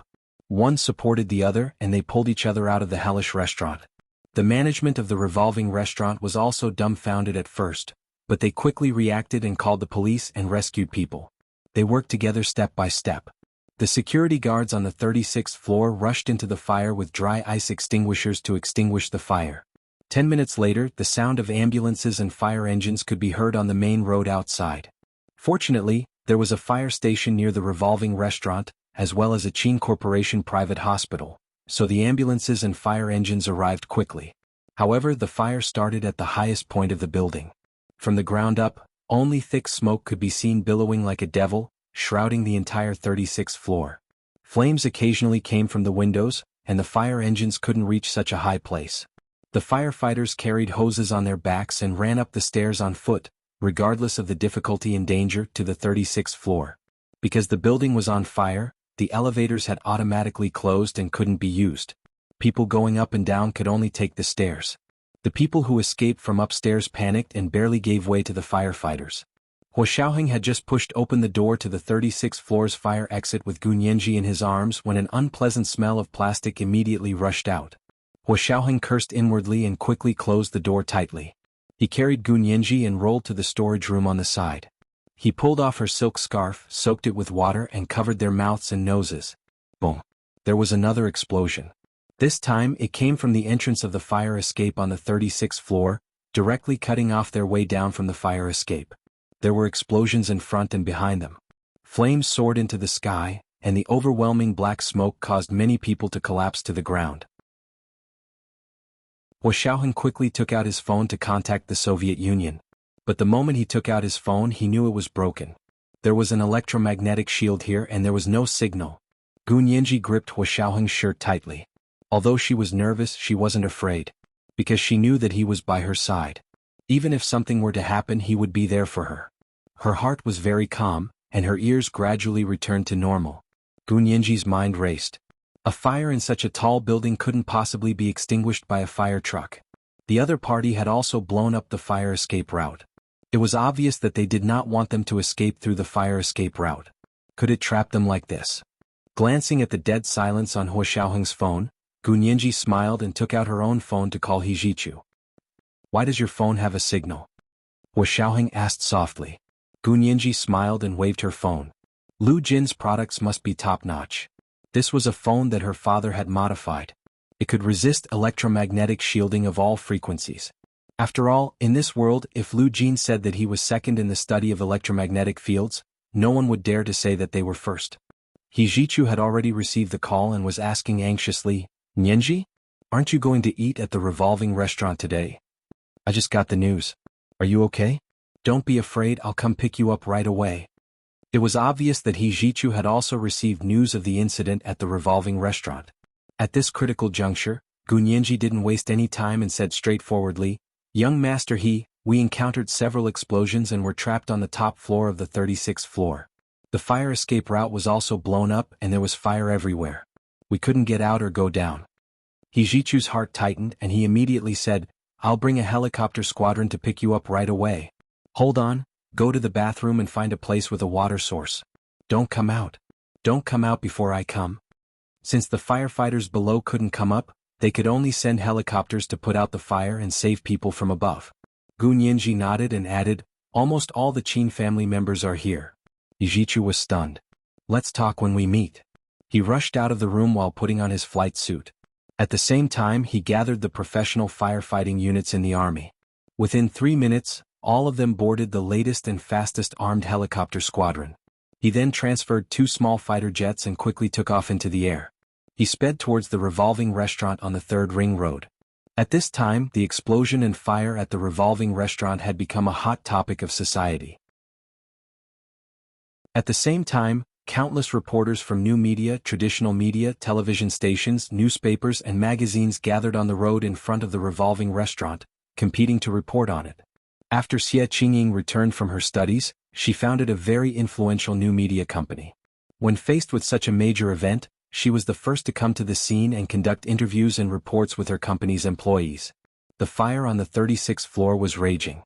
Someone could no longer stand the fire and jumped down from the top floor while shouting.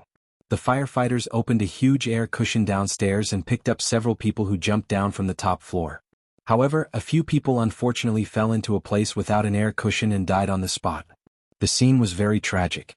The police also quickly arrived and pulled up a yellow cordon at the scene to prevent anyone from crossing the line. Xie Qingying wore a black suit and stood in front of the camera with a solemn expression.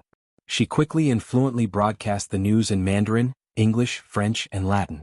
Other than the national media present, Xie Qingying's new media company was the most formal, objective, and worked the hardest. From the looks of it, she probably wouldn't be able to go to Swan Lake that night. During the broadcast, she took out her phone to call Hijichu, but no one picked up. She was puzzled when she suddenly heard her staff say, "President Xie, look, the military helicopter has been dispatched." Xie Qingying suddenly looked up and saw 12 of the latest armed helicopters whistling over with a murderous aura. "Quick! Prepare the camera." Xie Qingying quickly picked up the microphone and said to the camera, "The government's rescue is quite fast and effective. This time they even deployed the military's most elite armed helicopter unit to help save people and put out the fire. Such a fire definitely needs helicopters to help put out the fire. Otherwise there's no way to save it. The people upstairs are saved." The media reporters, police, firefighters and doctors and nurses in the ambulance cheered together. The audience and netizens who were nervously watching the explosion and the rescue progress in front of their computers, phones and televisions, also cheered. As soon as the armed helicopter squadron arrived, a loud horn sounded in the air. "Clear the area! Clear the area! Everyone leave quickly! Everyone leave quickly!" At the same time, 2 inconspicuous fighter jets suddenly dashed out from the back of the armed helicopters. They fired at a few positions on the building opposite the revolving restaurant.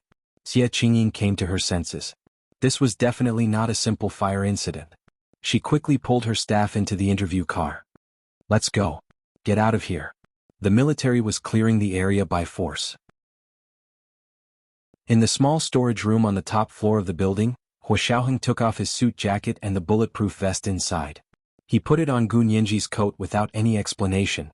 Gu Nianji's eyes widened. "You usually wear bulletproof vests on the streets?" Hua Xiaoheng said. "It's basic. But can this be bomb-proof?" Gu Nianji was puzzled. If she had known earlier, she would have asked Lu Jin to make a few sets of bulletproof vests that could block heavy sniper bullets. "The bombs should be gone, but there might be snipers outside," Hua Xiaoheng said calmly. "If Hijichu has someone protecting you, he should be outside right now to clear the area by force." This was the second update of the day, Chapter 1651, Basic Operation. A reminder for everyone's recommendation votes. Moi everyone little angels. Chapter 1663. Using force to clear the area? There's really a sniper outside. Gu Nianji covered her mouth in shock and squeezed the words out between her fingers. Hua Xiaoheng nodded slightly and said in a low voice, "This person's technique is very professional. If it were me I would do the same. So if Hijichu isn't doing all the work he should know what to do." Gu Nianji muttered. No wonder, young master, he didn't let me go out. Are you worried that there's a sniper outside? Am I their target? Gu Nianji asked after a while. After calming down, she couldn't help but think of Luo Piapiao and felt a little uncomfortable. Moreover, there was a sense of guilt that said, I did not kill Boren, but Boren died because of me. What do you think? Hua Xiaoheng saw the uneasiness on her face and calmly explained it to her. Perhaps it's because of your unusual interest in Luo Piapiao that the person behind the scenes noticed something. But it's not your fault. It's the killer's fault. Gu Nianji's mood didn't improve because of this. She took out the small transparent plastic bag containing Luo Piapiao's hair and said blankly, Do you think Luo Piapiao has any hope of survival? Hua Xiaoheng shook his head. That's the strongest CX series of explosives. 1 milligram is enough to blow an elephant to smithereens. Think about Luo Piapiao's size.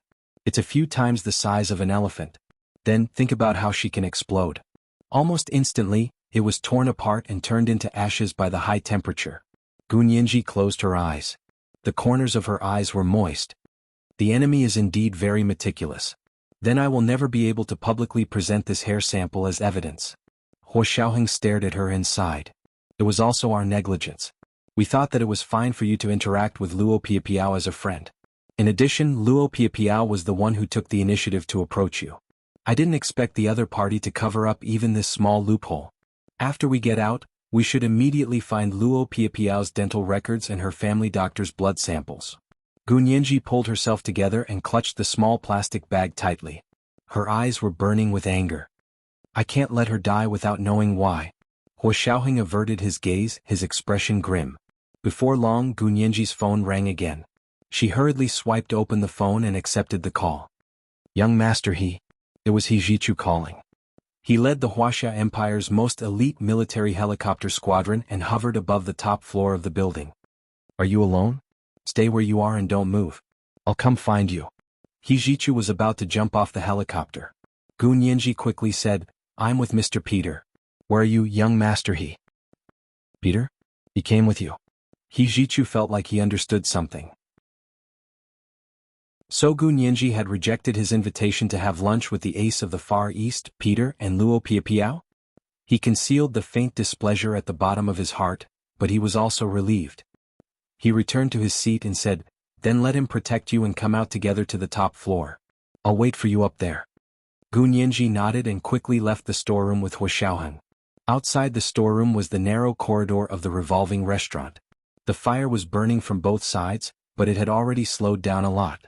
Fortunately, the revolving restaurant had prepared enough fire extinguishers so they could hold out for a while.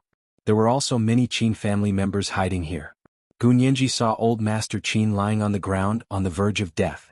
Her cheapskate uncles were kneeling beside old Master Qin, holding tissues to block the blood from his forehead. She turned around and saw someone coming out of the storeroom. Gu Nianji's aunt immediately said, It's Miss Gu and Mr. Peter. Weren't you guys in the bathroom? She quickly asked, Where's Piapiao? Where's Piapiao? Didn't you go to the bathroom with her? Yes, there was also an explosion in the bathroom. We thought. Uncle Qin looked Gu Nianji and Hua Xiaoheng up and down. Since you guys are fine, what about Piapiao? Gu Nianji's nose ached. She lowered her head silently and shook her head. I don't know how Piapiao is. There was a sudden explosion in the bathroom. I ran out and was saved by Mr. Peter. She spoke half-truths because this wasn't the time to tell the truth. But I think I heard the sound of a phone just now. Gu Nianji's aunt wrapped a wet silk scarf around her face. She looked at Gu Nianji and asked suspiciously, Can your phone work? There's no signal on our phones. Can you get in touch with them? We can't be trapped here. The restaurant manager used the landline to call the police just now, and now even the landline is out of order. Gu Nianji avoided answering and said vaguely, It was young Master He who came to save us.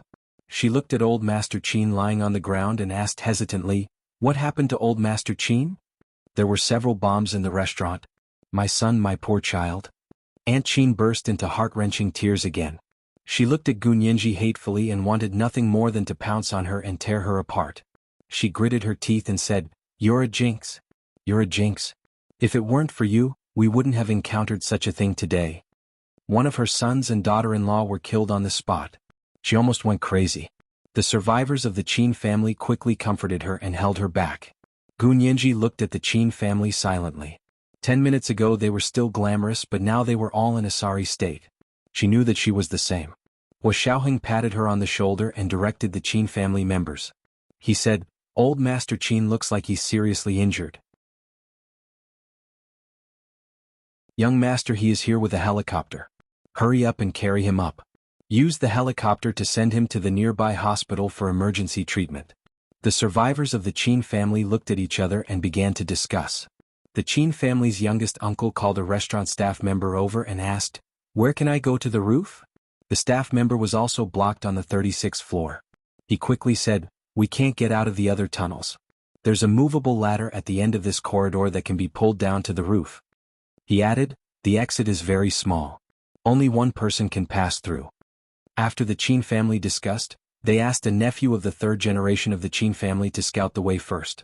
He was relatively young and not very tall, so he quickly climbed up the movable stairs, pushed open the partition on the roof and went up to the roof. When he reached the top floor of the building, he saw that there were indeed a dozen helicopters hovering at low altitude. He couldn't help but be overjoyed. He quickly waved his hand and shouted, "Young Master He? Young Master He? Is that Young Master He?" Yijichu looked down from the helicopter. He didn't see Gunyanji, but he saw a young man. He didn't look familiar, but he wasn't a stranger either. He just couldn't remember who he was. It wasn't until the man announced his name that Yijichu remembered that he was from the Qin family and was a nephew of Qin Yaoguang. Why was this person coming up and not Gunyanji? Yijichu's heart tightened. He immediately grabbed the rope ladder of the helicopter and jumped down. "What's going on? Are you alone?" Yijichu grabbed the young man's shoulder tightly when he came down. The man grimaced from Hijichu's grip and quickly said, "There are still many people down there. They asked me to come up and take a look." "Young Master He, it's really you? Where's Gunyanji? Have you seen Yanji?" Hijichu asked without hesitation. "I saw her. She told us you were here to pick us up." The man was overjoyed. The feeling of escaping death made him think too much. He quickly said, "My grandfather is seriously injured. Can Young Master He help send my grandfather to the nearby Qin hospital?" Hijichu was slightly taken aback. "Old Master Qin? He's also injured?" "Yes. My grandfather was trying to protect my youngest brother. His back was injured by the explosion and his head was also broken. He bled a lot." The man was about to cry as he spoke. Hijichu didn't want to listen to him anymore. He said in a deep voice, "Hurry up and ask them to bring him up. Everyone come up. I brought enough helicopters." The man nodded. "There are more than a dozen of our family members down there. Plus Miss Gu and Mr. Peter, can we all sit down?" "Cut the crap. Hurry up and go down." Hijichu slapped the man and chased him down. Not long after, the Qin family members climbed out of the exit of the movable stairs one by one. The first to be pushed out was, of course, Old Master Qin, who was already unconscious. Hijichu stood at the exit and helped them pull Old Master Qin out. He then helped them send Old Master Qin onto the helicopter and quickly flew to the nearby hospital. By the time Gunyanji and Hua Xiaoheng came up, the fire below was almost at the exit. The staff of the revolving restaurant were the last to come out. There were 7 or 8 of them and they stood on the roof at a loss. Their faces were full of shock as if they couldn't believe that they had been saved. Hijichu was wearing flight sunglasses and carrying a makeshift parachute bag. He glanced at them and waved his hand. "You guys get on the helicopter at the back." He turned to look at Gunyanji and Hua Xiaoheng. "Nyanji, Mr. Peter, come with me." As Hijichu spoke, he threw 2 bulletproof vests over. "Put them on." Gunyanji wanted to say that she had them, but Hua Xiaoheng pulled her hand. She immediately changed her mind and said, "Thank you, Young Master He. You're so thoughtful." Hijichu's lips twitched. He pretended not to see the small gesture between Gunyanji and the ace of the Far East. He said calmly, "Hurry up. There's a helicopter from the fire brigade coming to put out the fire." The fire started from the top floor and there was an explosion. If it wasn't put out in time, it was very likely that the entire building would collapse. The famous 911 Twin Towers had collapsed in front of the world just like that. Gunyanji quickly asked, "Have the people on the other floors been evacuated?" "They've all been evacuated. You guys are the last ones." Hijichu didn't say anything else. He picked up Gunyanji's waist and tied the ring around her waist. He watched as she was pulled into the helicopter. Then he and Hua Xiaoheng pulled the rope ladder that was thrown down from the helicopter with their backs to each other and quickly climbed into the helicopter. The few of them had just sat down in the helicopter when Hijichu received a call from his subordinate. Young Master He, the snipers on the two opposite buildings have been eliminated by the fighter jets. The main commander in charge of eliminating the snipers was one of He Jichu's personal secretaries. He had the rank of colonel and was his most capable assistant. Clear. Thank you for your hard work. He Jichu nodded lightly. Is the body there? Can you find out its identity? Yes. The person on the other side hesitated for a moment and said in a low voice, "It's the Soviets. They also used Soviet-made weapons." He Jichu's hand tightened. He looked calmly at the KGB's ace of the Far East, Peter Xiaoheng, who was sitting opposite him. His almond-shaped eyes narrowed. This was the first update of the day, Chapter 1652, Jinx. The double monthly votes had begun. Everyone, you can vote for your monthly votes now. Today, the third update of the day, I'm asking for monthly votes. At 1 o'clock in the afternoon, the second update. At 8 o'clock in the evening, the third update. Moi, all the big shots and little angels.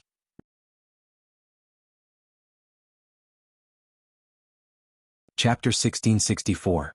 Gunyanji saw He Jichu suddenly look at Hua Xiaoheng and looked at them curiously. Young Master He, what's wrong? He Jichu looked away and said coldly, this time the situation is serious. More people from the Qin family died, and old Master Qin was seriously injured and hospitalized. I'm thinking about how to explain it to the Senate and the public. Gunyanji's heart became heavy. She looked at He Jichu and said, I have something to say. Can you find a more convenient place? I'll take you to my house. He Jichu also had a lot to ask her. They were in a helicopter now, so it wasn't a good place to talk. The few of them stopped talking. The roar of the helicopter engine rang in their ears, adding to their irritation. Gunyanji lowered her head and played with her phone. She quietly sent Lu Jin and Lu Yuan 2 messages, everything is fine, don't miss me. The two of them were so anxious that they drove away from the small road near the revolving restaurant. There was already traffic control there, so they couldn't get in. Soon, He Jichu's armed helicopter landed on the tarmac of the He family's mansion and put He Jichu, Gunyanji, and Hua Xiaoheng down. The military helicopter squadron returned to the base under the leadership of the captain. He Jichu led Gunyanji and Hua Xiaoheng across the barren winter lawn in front of the He family's mansion and strode towards the 3-story mansion in the main house. He Qingjian was about to go out for an emergency meeting.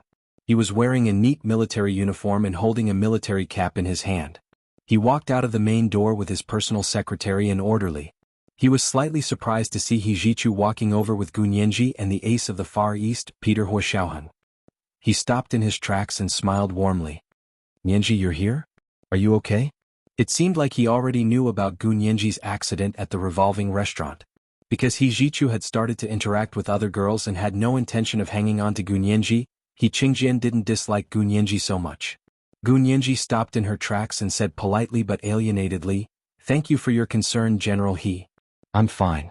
I was just scared. How can you be fine? He Jichu snorted. You only know how to report the good news and not the bad news. I must call the doctor to examine you. Gunyanji came to her senses and knew that He Jichu was doing this for her own good. She smiled sheepishly and mumbled, It's just a superficial wound and I'm feeling a little uncomfortable. Young Master He, don't make a big deal out of nothing. He Qingjian chuckled. Nianji, our Achu said that he treats you as his sister, so he treats you as his own sister. Don't stand on ceremony with him. He then frowned and said, It might not be peaceful outside these 2 days. Why don't you stay with us for a few days? Gunyanji's eyes flashed and she said non-committally, General, he is the one being too polite. Is there something you need? I won't keep you any longer. He Qingjian was indeed in a hurry. He smiled and nodded at Hua Xiaoheng. Mr. Peter, excuse me. You're busy?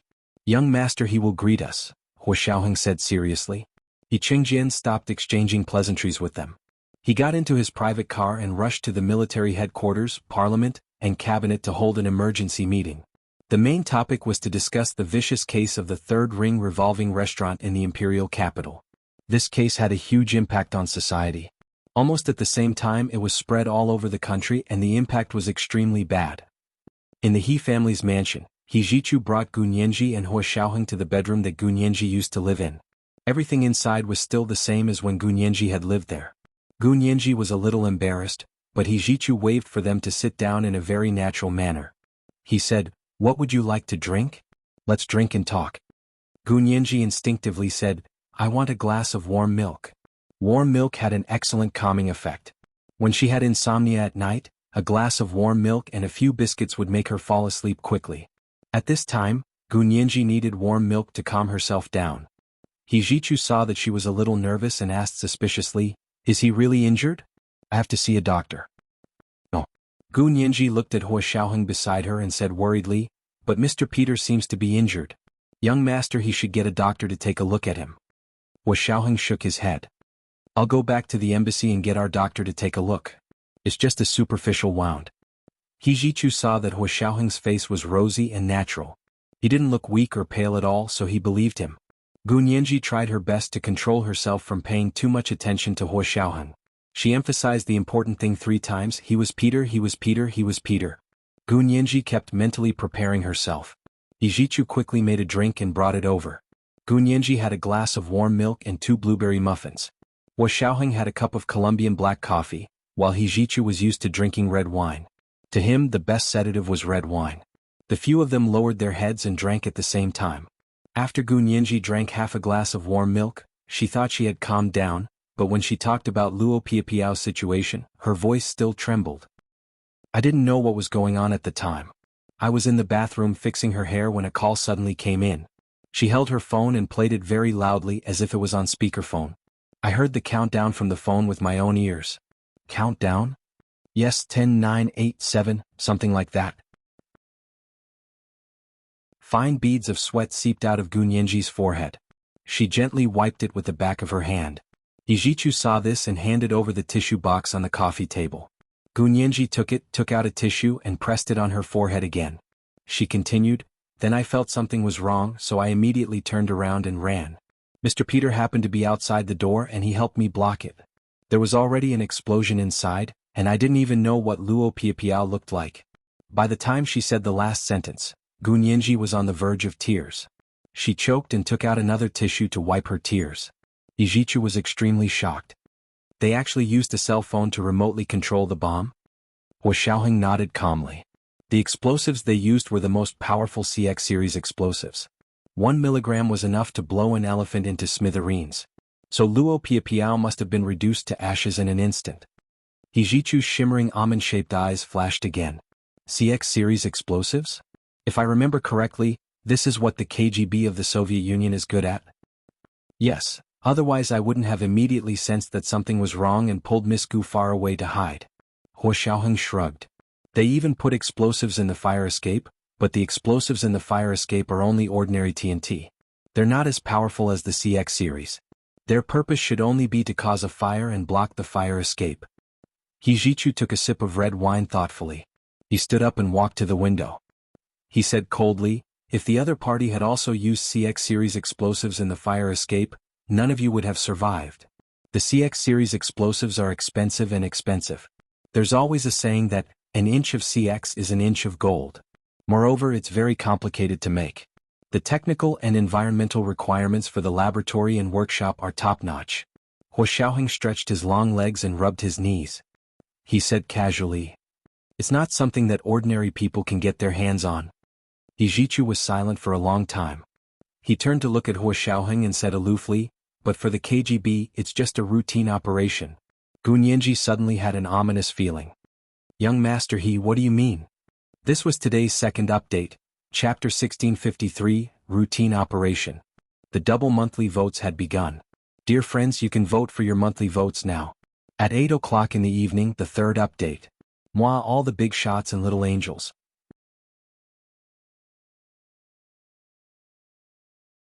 Chapter 1665.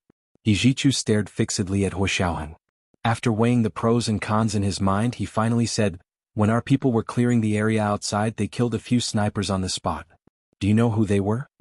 Hua Xiaoheng crossed his legs and lowered his head to sip a mouthful of coffee. He said calmly, "There's no need to say more. They must be Soviets and they used Soviet-made sniper rifles, right?" Hijichu applauded him expressionlessly. "Well said. You guessed it right. I want to ask Mr. Peter, how did you know what was going on outside without leaving your house? Or did you already know everything about this matter?" Gunyenji's expression also turned serious. She said sternly, "Young Master He, you can't say such things carelessly. Do you know how serious an accusation this is?" But then again, if she hadn't recognized the ace of the Far East, Peter, as Hua Xiaoheng, she would have suspected that this had something to do with him. However, when she thought about how he had risked his life to save her when her phone signal had been blocked in the revolving restaurant and she couldn't make a call at all, Gu Nianji felt that even if she had recognized the wrong person and he was actually the real ace of the Far East, Peter, he wouldn't have done such a thing. It wasn't that Gu Nianji was so narcissistic that she thought this man wouldn't hurt her, but that he had no reason to do so. He Jichu placed the red wine on the windowsill and put his hands in his trouser pockets. He leaned against the wall by the window and sneered. So many people died, so much property damage and such a bad social impact. You're telling me I don't know how serious an accusation this is? Nianji, could it be that after not seeing him for a while, your heart is already biased towards him? I'm not. Gu Nianji clenched her fists. Her delicate little face was as beautiful as the morning glow. I'm telling the truth. The truth? Then tell me, why is the sniper outside the building a Soviet? Are they using Soviet-made weapons? Even the remote-controlled bombs in Luo Piapiao's phone are high explosives that the KGB is familiar with. He Jichu's fingers tapped lightly on the windowsill as he said expressionlessly, You and I are both law students, so we need evidence to speak. Gu Nianji didn't want to be overwhelmed by He Jichu's aura, so she stood up as well and said excitedly, Yes, you and I are both law students. We need evidence to speak, but not only do we need evidence, but we also need logic. We need sufficient logic to support the evidence. Otherwise the evidence won't hold up. Are you saying that my words are illogical? He Jichu asked coolly as he picked up the glass of red wine on the windowsill and took another sip. It's not illogical. It's just that there's no logical evidence to support what you said. In other words, it can't lead to your conclusion. Gu Nianji took a step forward and walked around the coffee table in front of her to stand 2 steps away from He Jichu. First of all, you said that the sniper was a Soviet. Fine, even if they are real Soviets, does this prove that these snipers are related to Mr. Peter? If this can become a chain of evidence, then can every Huaxia who commits a crime overseas be blamed on the Huaxia Empire's diplomats abroad? He Jichu curled his lips. Okay, we still have doubts about whether the sniper has anything to do with Mr. Peter for the time being. We'll analyze it when we have the details. Gu Nianji continued, and those Soviet-made weapons need to be analyzed in detail. Are they guns that the KGB members wear in private, or were they bought on the black market? Using a country's weapons to commit a crime is the country's fault. This kind of simple and crude reasoning is only used when framing other countries. In fact, it had already become a consensus that spies didn't use their own country's unique weapons when operating abroad. He Jichu had also thought of this possibility, so he told the ace of the Far East about the situation. Otherwise, he could have hidden it from him first and then set up a trap to take him down. What about the CX series of high explosives? Was someone trying to frame him? That's a lot of money. He Jichu said slowly and looked at Hua Xiaoheng. Mr. Peter, do you have any ideas? Hua Xiaoheng glanced at Gu Nianji with a smile and said, The formula for the CX series of high explosives isn't a secret. The difficulty lies in actually making it. We can start with this. He Jichu frowned. You want to find out where it was made? Hua Xiaoheng nodded. I'll send a message back and ask the KGB in our country to check if the CX series of explosives in our country has been lost. Then, we can use the method of elimination. In this world, which country has the technical conditions to produce this kind of high explosive? Gu Nianji thought about it and added, Since Luo Piapiao's explosion didn't cause too much damage, I don't think the laboratory was very big. Because if it was a national act, Luo Piapiao wouldn't be the only one who died. The other party probably wanted her dead as well, but they didn't expect Hua Xiaoheng to not only follow her, but also react so quickly and save her.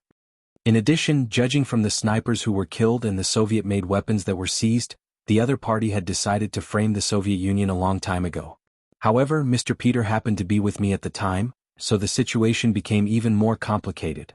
This is a case of man proposes but God disposes. He Jichu wasn't so easily convinced. He sneered, It's not impossible to frame himself. As for him being with you at the time, it can also be said that he deliberately eliminated his own suspicion, just like a suspect deliberately creating alibi. The difference was that Hua Xiaoheng's situation could be considered alibi, or it could also be said to be a ruse. Gu Nianji saw that He Jichu was trying to put the blame on Hua Xiaoheng, so she said angrily, You also need a motive to frame yourself. May I ask what motive Mr. Peter has for framing himself? You can only ask Mr. Peter, right? He Jichu's probing gaze swept across Hua Xiaoheng's face. Hua Xiaoheng, however, remained as unmoved as a mountain. He said slowly, "Do you think that if I were to make a move, would I need to make such a big fuss? Whoever I want to die can be solved with a bullet.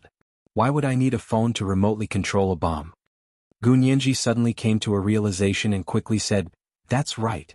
The person who could install a remote control bomb in Luo Piapiao's phone is very likely an acquaintance of hers."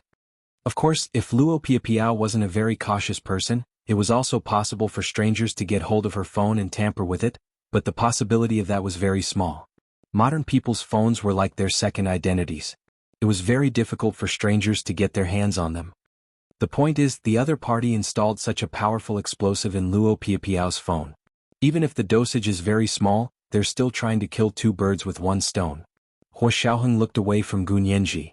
The perfect outcome of their design should be for Miss Gu and Luo Piapiao to perish together. Or rather, to perish together in ashes, ashes of ashes. Gu Nianji's legs instantly went weak, and she almost couldn't stand steadily. This time she felt the fear of being chased like a shadow in Germany in the other world again. At that moment her heart skipped a beat. She suddenly looked up and said, "I have a feeling that this person or this group of people is an old acquaintance of mine. It should be this group of people who had chased after her in the other world." She tried her best to resist the urge to look at Hua Xiaoheng and stared at He Jichu. "Young Master He, can I talk to you in private?" He Jichu was a little surprised, but he still nodded. "Okay, come with me." He led Gu Nianji to his bedroom next door. Hua Xiaoheng, closing the door, He Jichu leaned his back against the door and said calmly, "What is it?" "Mr. Peter was there just now, so I couldn't say." Gu Nianji paused and her voice became even softer. "Young Master He, do you still remember how I was chased in the German Alps in the other world? Reinitz once said that they never wanted to kill me. They only wanted me as a sample for their genetic experiments. But you know, that time, there was another force that really wanted me dead. For example, Luo Jialan provided the money, and Yamaguchi Aiko provided the manpower. Whose idea was it? Maybe it has something to do with this world." The more Gu Nianji thought about it, the more excited she became.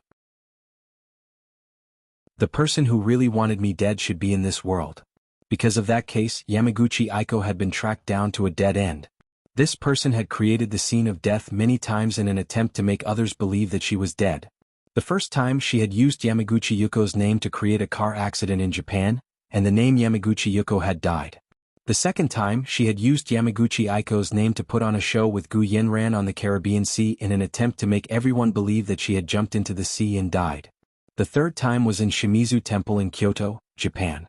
When Hua Xiaoheng and Yin Shixiang wanted to arrest someone, this woman named Yamaguchi Aiko was sniped and killed from behind. Now that she thought about it, was the Yamaguchi Aiko, who had died in front of Hua Xiaoheng and the others for the third time, the real Yamaguchi Aiko? Ijichu's brows gradually furrowed. "Then what evidence do you have to prove your hypothesis?" Gu Nianji spread her hands. "That's the problem. It's only my intuition at the moment. I don't have any objective evidence. I only have an analysis of their methods and familiarity with them." But a faint smile appeared in Gu Nianji's eyes. "The fact that the other party used this method to get rid of Luo Piapiao gives me a new idea." She took out the small transparent plastic bag containing Luo Piapiao's hair and said calmly, "Young Master He, the main reason why I went to have dinner with Luo Piapiao today was because of this."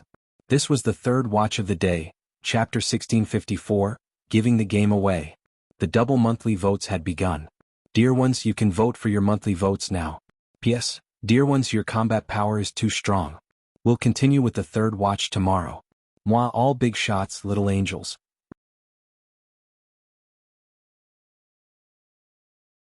Chapter 1666. Ijichu looked at the small transparent plastic bag Gu Nianji took out and was shocked. "This is hair." "Whose hair?" "Luo Piapiao's hair." Gu Nianji nodded and put away the small plastic bag again. She sighed and said, "It's a pity that Luo Piapiao was instantly reduced to ashes by that explosive. I'll never be able to take my hair out." Ijichu was also a law student, so he immediately understood what she meant. His heart skipped a beat. He walked over and pressed Gu Nianji's shoulder. He looked down at her and said softly, "Are you suspecting her background?" Collecting her hair was usually to verify DNA. Verifying DNA was, of course, to verify the blood relationship between her biological parents. Gu Nianji grunted and said worriedly, Young Master He, you have to keep this a secret for me. If the Qin and Luo families find out that I have this, they'll definitely make a lot of unimaginable associations. I'll be in a lot of trouble. Don't worry about that. I won't tell anyone. He Jichu hesitated. But if you want to test Luo Piapiao's DNA, you have to avoid the Qin family, especially the Qin family's private hospital and the laboratory they funded. Gu Nianji, she frowned. Other than the private hospital, the Qin family also funded many laboratories? Yes, they set up a lot of research funds. Laboratories in various universities can apply, but they have the right to the results of the experiments. He Jichu also frowned. The benefits involved in this are too great. It's not something we can stop. Of course, it was difficult to stop benefits related to money. Cutting off a person's path to wealth was like killing their parents. See if they would fight you to the death. Can't we find a hospital or laboratory that has nothing to do with the Qin family to verify the DNA? Gu Nianji's eyes darted around. Young Master He, did you ask the Qin family to hand in the list of laboratories they funded? I don't have the list for now, but the relevant departments should have it. And hospitals or laboratories that don't have the Qin family's capital definitely exist. But the problem is that you don't know which one doesn't have the Qin family's capital behind it. He Jichu thought about it and said, if you trust me, I can take it to the military laboratory for you to test. I promise you the Qin family won't be able to reach the military laboratory. Gu Nianji hesitated and said, if Qin Yaoguang hadn't married your father and hadn't worked with the military, I would have believed you. But now do you dare to guarantee it? Based on the Qin family's strength and Qin Yaoguang's laboratory's experience of working with the military over the years, Gu Nianji suspected that the Qin family's hands had not extended to the military. He Jichu hadn't been around for the past few years in order to search for Gu Nianji, so he really didn't dare to guarantee anything in this area. What you said makes sense. He Jichu's expression darkened. The military is going to clean up the two-faced man. Gu Nianji smiled. Then you go ahead with your work. I'll think of a way. Maybe I can ask Mr. Peter to help me with the Soviet Union's laboratory. With the KGB vouching for her, Gu Nianji believed that they wouldn't leak the secret. He Jichu thought it was a good idea and agreed. Sure. Do you want me to talk to Mr. Peter? No need. He owes me a life. If I ask him to help me with this, he probably won't refuse. Gu Nianji said with a half smile.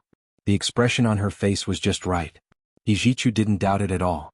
He only felt that Gu Nianji's attitude towards the ace of the Far East, Peter, hadn't changed at all. He had thought too much and thought that she was biased towards Peter, but she wasn't. All right, you deal with it yourself, He Jichu said as he led her out. Then will you stay here for the next few days? No need. I want to go home and have some peace and quiet. Gu Nianji gripped the small transparent plastic bag tightly. She couldn't wait to go back and share what had happened with Lu Jin. Lu Jin would definitely have to do the DNA verification. She had just used the ace of the Far East as a cover to hide it from He Jichu.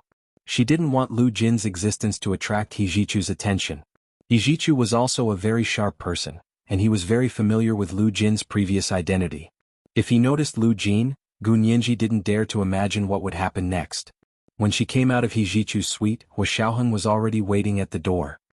He leaned against the wall opposite the bedroom, his hands in his trouser pockets, and leisurely stretched out his long legs. His gaze was deep and firm as he stared in the direction they had come out from. Gu Nianji only felt that his gaze was hot and passionate. It was like an airtight net that wrapped around her in the center of it. He Jichu said lightly, why isn't Mr. Peter sitting in Nianji's living room and waiting? I'm worried, Hua Xiaoheng said bluntly, not beating around the bush at all. He Jichu sneered and turned to walk towards the end of the corridor. He said coldly, Mr. Peter, enough is enough. Nianji won't like it if you do this. She loves freedom the most and hates being pestered. Young master, he is teaching me his experience in pursuing Miss Gu? Thank you. Hua Xiaoheng cupped his hands at him and gave an ancient Huaxia salute. But we Soviets will pursue someone to the end if we like them. We won't give up even if we have to pester them. Gu Nianji wanted to roll her eyes when she heard this. She chuckled. Mr. Peter, you must be joking. I'll go back first. Are you leaving or staying here to talk to young Master He? Why should I stay here to talk to young Master He? Hua Xiaoheng looked unhappy. He was the first to wave his sleeves and walk away. He said stiffly, I'm going back to the embassy too.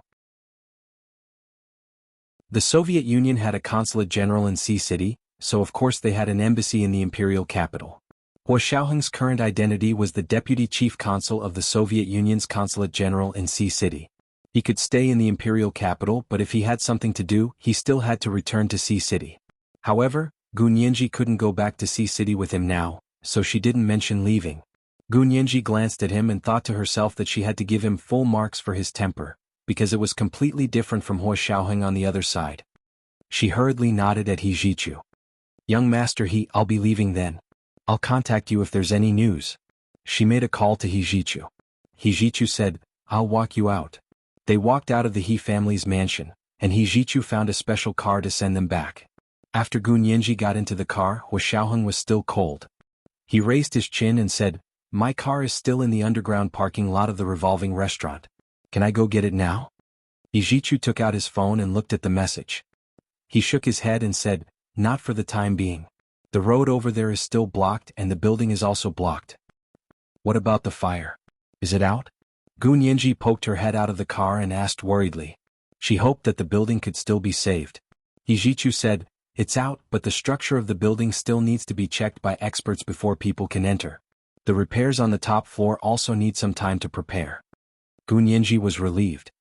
It's good that there were no more casualties. This time, 5 people from the Qin family died and 4 were injured. Old Master Qin is still unconscious in the hospital. He Jichu told Gu Nianji the news he had just received. "I have to go to the hospital." Gu Nianji was surprised. "You're going to see Old Master Qin?" "No." The Qin family used Old Master Qin's serious injury as an excuse to apply for Qin Yaoguang to come out and perform surgery on Old Master Qin. He Jichu's expression was a little strange. Gu Nianji's heart sank. Can Qin Yaoguang's hand still perform surgery? That time, because Qin Yaoguang insisted on performing the memory removal surgery on Gu Nianji went all out and cut her wrist with a fruit knife. For surgeons, the hand was very important. Logically speaking, with Qin Yaoguang's injury, it was impossible for her to perform those sophisticated brain surgeries. He Jichu frowned and said, "The Qin family strongly requested that Qin Yaoguang be Old Master Qin's only daughter and a world-famous brain surgeon. Even if she didn't personally perform the surgery, they would only be at ease with her watching from the side." Gu Nianji, "But Qin Yaoguang is a prisoner." Gu Nianji was indignant, but she didn't object fiercely. After all, a human life was at stake and it wasn't like this had never happened before. Even if it was a death row prisoner, he would be given a chance in such a situation. Old Master Qin's identity is different. He Jichu sighed. He's a very famous entrepreneur and philanthropist. Right now, Weibo is already trending #GetWellSoon# for him. In just a short while, the number of comments and likes is already approaching 1 million. This figure could shake off the traffic of the top internet celebrities. This was the so-called voice of the people, and the government couldn't ignore it. Moreover, Qin Yaoguang was also a little famous. She had been a doctor for so many years and had treated many patients. In addition, her case hadn't been concluded yet, which meant that she hadn't been officially convicted. At most, she was still a suspect. Gu Nianji sat back down in embarrassment and whispered, "Then young master you must be careful. If she escapes, if the military and the cabinet agree to let her go to the hospital to help Old Master Qin perform surgery, I will personally escort her." This was the first update of the day, chapter 1655, Pestering Her Enemies and Not Giving Up. It was the second day of the double monthly votes.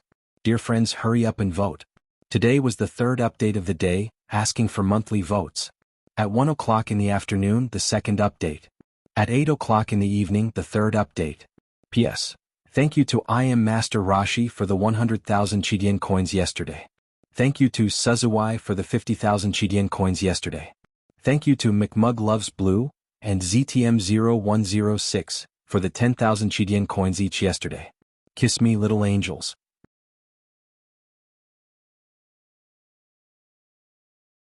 Chapter 1667. Gu Nianji trusted He Jichu since he was personally going. Qin Yaoguang would definitely not have a good time in his hands. As for Old Master Qin's surgery, Gu Nianji decided to wait and see. He Jichu waved at her. "Go. Don't worry, I'm here for everything." Gu Nianji also poked her head out of the car and waved goodbye to him. Hua Xiaoheng sat on the other side of the back seat. His expression was grim. Gu Nianji thought he was still pretending and didn't pay much attention to it. Because He Jichu's driver was in the car, Gu Nianji didn't speak to Hua Xiaoheng.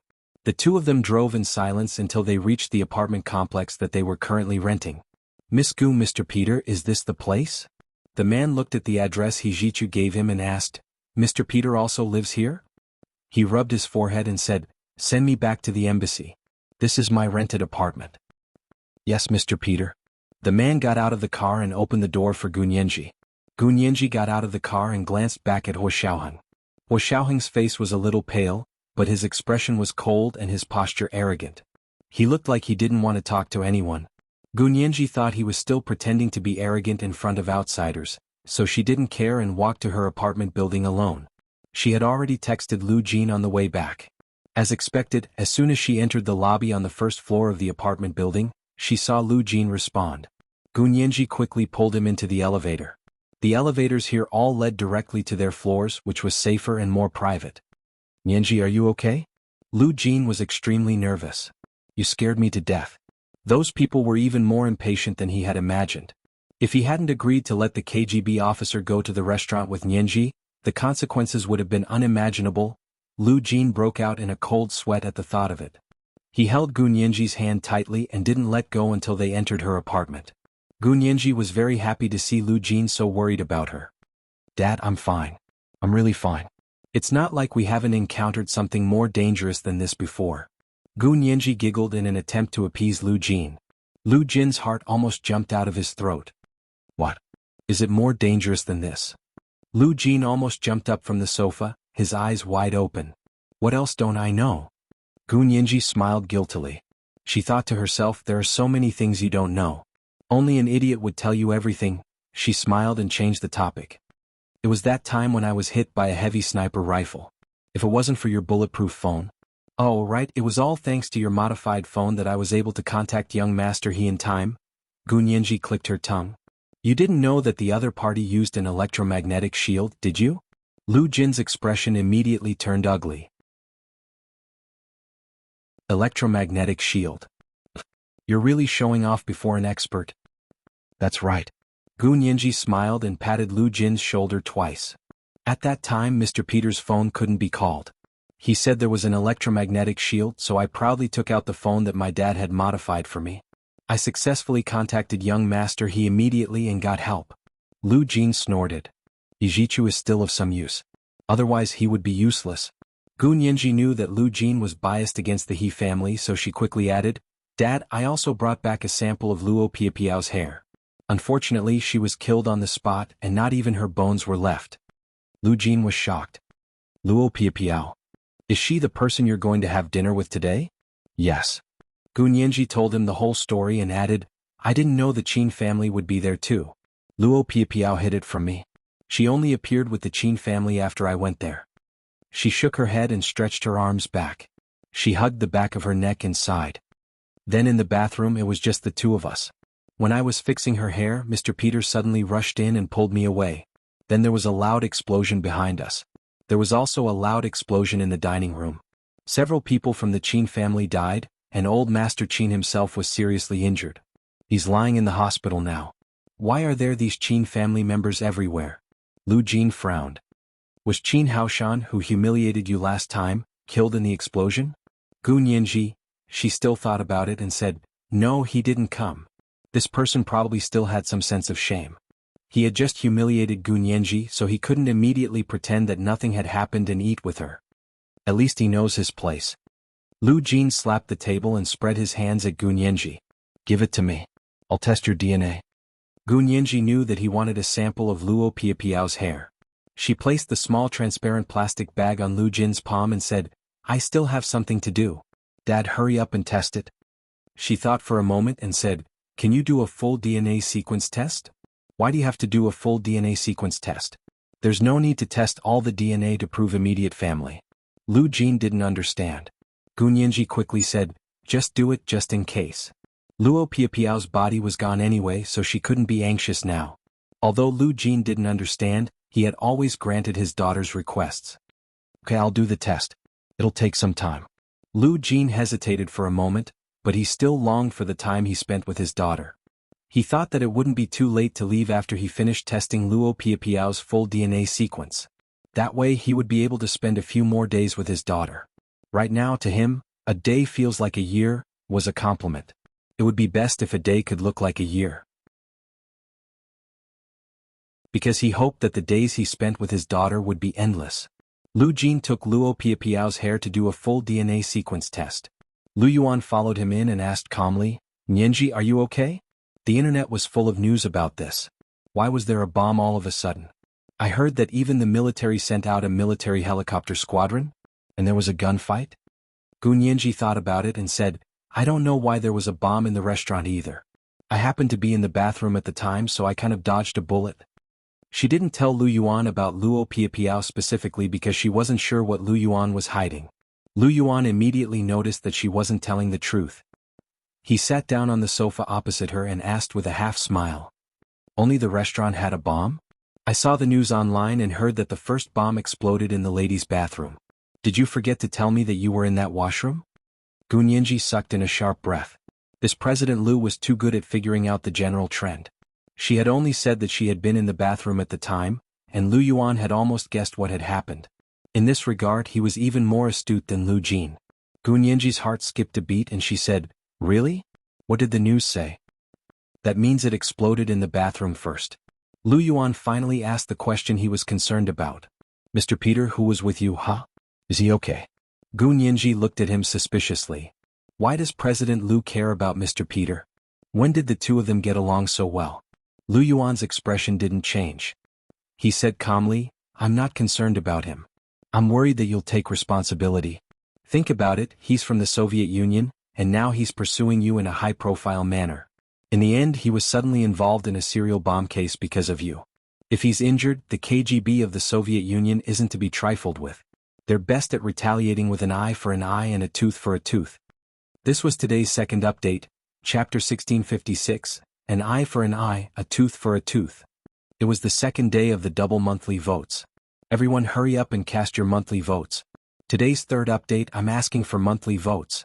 8 o'clock in the evening, the third update. Moi moi little angels.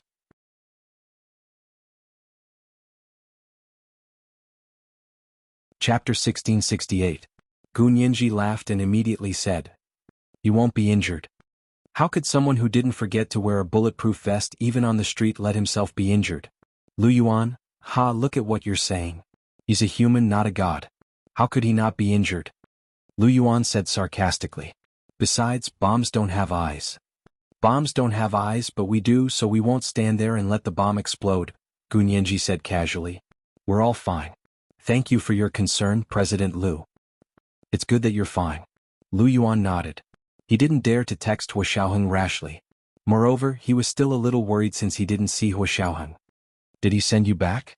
Gu Nianji said, Mr. Peter still has something to do, so he went back to the embassy. Gu Nianji was both angry and amused when she thought about how Hua Xiaoheng's face had darkened when he saw her coming out of the room with He Jichu. Was he too immersed in his role, or had she never understood this side of Hua Xiaoheng before? After Lu Yuan left, Gu Nianji smiled and shook her head. She looked up and saw herself in the mirror, and her smile turned into a bitter smile. Her hair was a mess, her clothes were almost crumpled into pickles, and there seemed to be a smear of ash on her cheeks. Just like that, no one actually warned her just now. Gu Nianji couldn't help complaining. But on second thought, everyone probably thought that this was the normal appearance of someone who had escaped death from a bomb and fire, right? After all, it would be too fake if she was still dressed neatly, her hair shiny, and her face spotless under those circumstances. But this appearance was really ugly. Gu Nianji sighed softly and went to the bathroom to clean herself up. Hua Xiaoheng returned to the Soviet embassy in the imperial capital and rested in his room for a while. The shock wave of the CX high explosives was too powerful. Although he was wearing a bulletproof vest, his internal organs were still inevitably shaken. He wasn't an Iron Man, so he would definitely feel uncomfortable. But it wasn't that serious. After resting for a while and feeling much better, he called the doctor in and said, "Give me a checkup. I'm not feeling well today." The doctor was from the Soviet Union and quickly said, "What's wrong? Do you need an X-ray? If you want a CT scan, you should go back to China for a checkup." Hua Xiaoheng thought about it and shook his head. "Not for now. Give me a routine checkup first." "All right, Deputy Chief Consul Peter. Please follow me to the infirmary." Very quickly, the routine examination was completed. The doctor looked at the data and said, Your heartbeat is a little fast and your blood pressure is also high. Did you just finish a marathon and become the champion? I'm fine. Something came up just now, Hua Xiaoheng said vaguely. Is my body okay? Don't worry, this is nothing to you. But you have to rest for the time being. Don't run marathons anymore. The doctor joked with a smile. Young people have a good physique. The corners of Hua Xiaoheng's lips curled up. He took the medication the doctor had prescribed to help him sleep and went back to sleep. The human body restores itself most quickly during sleep. After sending Gu Nianji and the ace of the Far East away, He Jichu also left the He family and went to the military base to deal with this incident. Young Master He, all the major media outlets are about to explode with calls. How are you going to announce the progress of the case this time?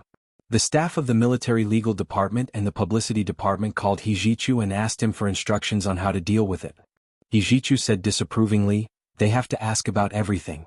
It's time for the media to learn about confidentiality rules. I'll be right there. It was really impossible to guard against media leaks. When he arrived at the base office, He Jichu called in the personnel involved one by one and listened to their reports. The first person to come in was a bomb survey expert. Reporting to Chief, the scene has been cleared. According to estimates, there are 0.01 milligrams of CX high explosives remaining at the scene in the ladies' bathroom. The fire escape was filled with ordinary TNT explosives, and the dosage was not large. The explosives in the restaurant are the same type as the explosives in the fire escape, but the dosage is much larger, enough to kill many people. End of report. Have you cleaned up the remnants of the explosives at the scene? He Jichu asked with a frown. They've all been cleaned up. Even if there are any remnants, they will automatically degrade after being sealed for 10 days. He Jichu nodded calmly. Write a report and hand it in. The confidentiality level is A. That was second only to the highest level of confidentiality. This was a net he had set up to deal with the two-faced people inside and the outside masterminds behind the scenes. The bomb survey expert quickly stood at attention and saluted. Yes, Chief. The report has been written. I'll mark the confidentiality level and send it up immediately. After he went out, one of He Jichu's personal secretaries in charge of clearing the scene came in. He Jichu's expression was normal as he nodded at him. Tell me about it. The personal secretary was also a colonel. He stood straight in front of He Jichu. Reporting to Chief, there were snipers lying in ambush on 3 buildings near the burning building. There were a total of 5, and all of them were killed by our fighter jets on the spot. After investigation, the 5 snipers were all Soviets.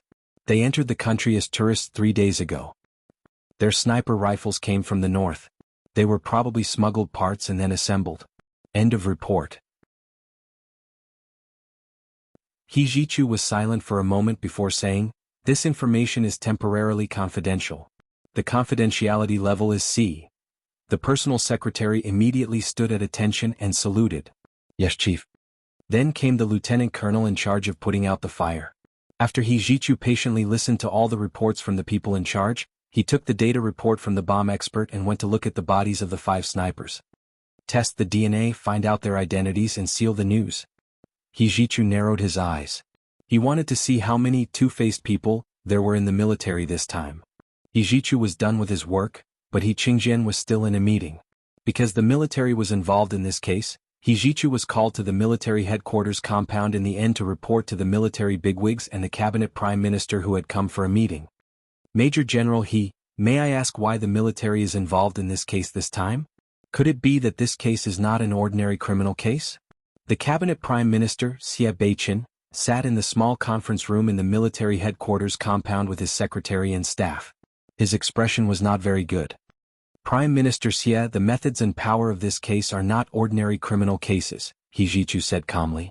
He Jichu said calmly, our bomb expert wrote a report after the on-site investigation, but this report is classified as A level. It was the same confidentiality level as He Qingjian, Xie Beiqin, Speaker Long, He Jichu and the others. Xie Beiqin was very surprised. You mean these bombs aren't ordinary bombs? He Jichu said vaguely, I have a data analysis here. Because of the importance of this matter, please forgive me for not being able to comment right now.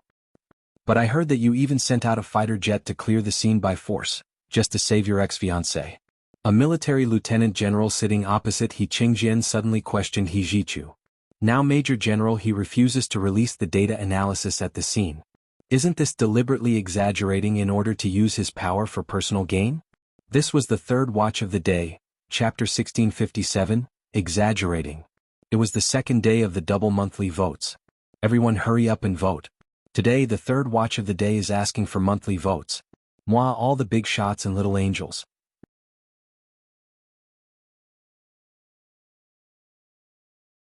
Chapter 1669. This person's voice was rough and had a very contagious feeling. Ijichu looked over intently. He recognized the lieutenant general's surname to be Jean. He wasn't a standing member of the Supreme Military Council, but a regular member. Of course, regular members of the Supreme Military Council were also very powerful, at least in terms of rank and position. They were all higher than Hijichu. In terms of rank, Hijichu was his subordinate but not his direct subordinate. However, there was a clear distinction between superiors and subordinates in the military, and subordinates always obeyed their superiors. Therefore, Hijichu respectfully asked, "Lieutenant General Jean, may I ask what my ex-fiancé's name is?" Lieutenant General Jean froze and waved his hand in annoyance. "How would I know your ex-fiancé's name?" "Major General this is a place to discuss important matters related to the national economy and the people's livelihood. Don't bring your family's trivial matters here." "So that means Lieutenant General Jean doesn't know my ex-fiancé's name?" Hijichu continued to ask seriously. Lieutenant General Jin's thick black brows furrowed, his wide nose flapping in displeasure. His bell-like eyes looked like they were about to spit fire. "I said you don't have to bring such trivial matters here. Does Major General he not understand Chinese?" Hijichu wasn't angry. He spoke calmly in a tone that pierced people's hearts. "Since Lieutenant General Jean doesn't know my ex-fiancé's name, may I ask how you found out from the military briefing that the person I mobilized the fighter jet to rescue was my ex-fiancé?" The public report did not have the names of every person involved in the incident, but the military briefing did, and this briefing was placed in front of these people in the meeting. Since Lieutenant General Jean didn't know Hijichu's ex-fiancée was called Gu Nianji, that meant he couldn't have deduced that she was Hijichu's ex-fiancée from the name Gu Nianji in the briefing. This also meant his source of information wasn't from the military briefing. That was interesting. Lieutenant General Jin's expression darkened as he looked at Hijichu in disbelief. He slammed the table and stood up. "What kind of attitude is that? Do I need to tell you my source of information?" "Of course you don't have to tell me your source of information." Hijichu nodded slightly, his voice becoming stern. "But your accusations are baseless. My ex-fiancée was one of the victims and she wasn't the only one I saved. I also saved 17 people from the Qin family and 8 people from the revolving restaurant.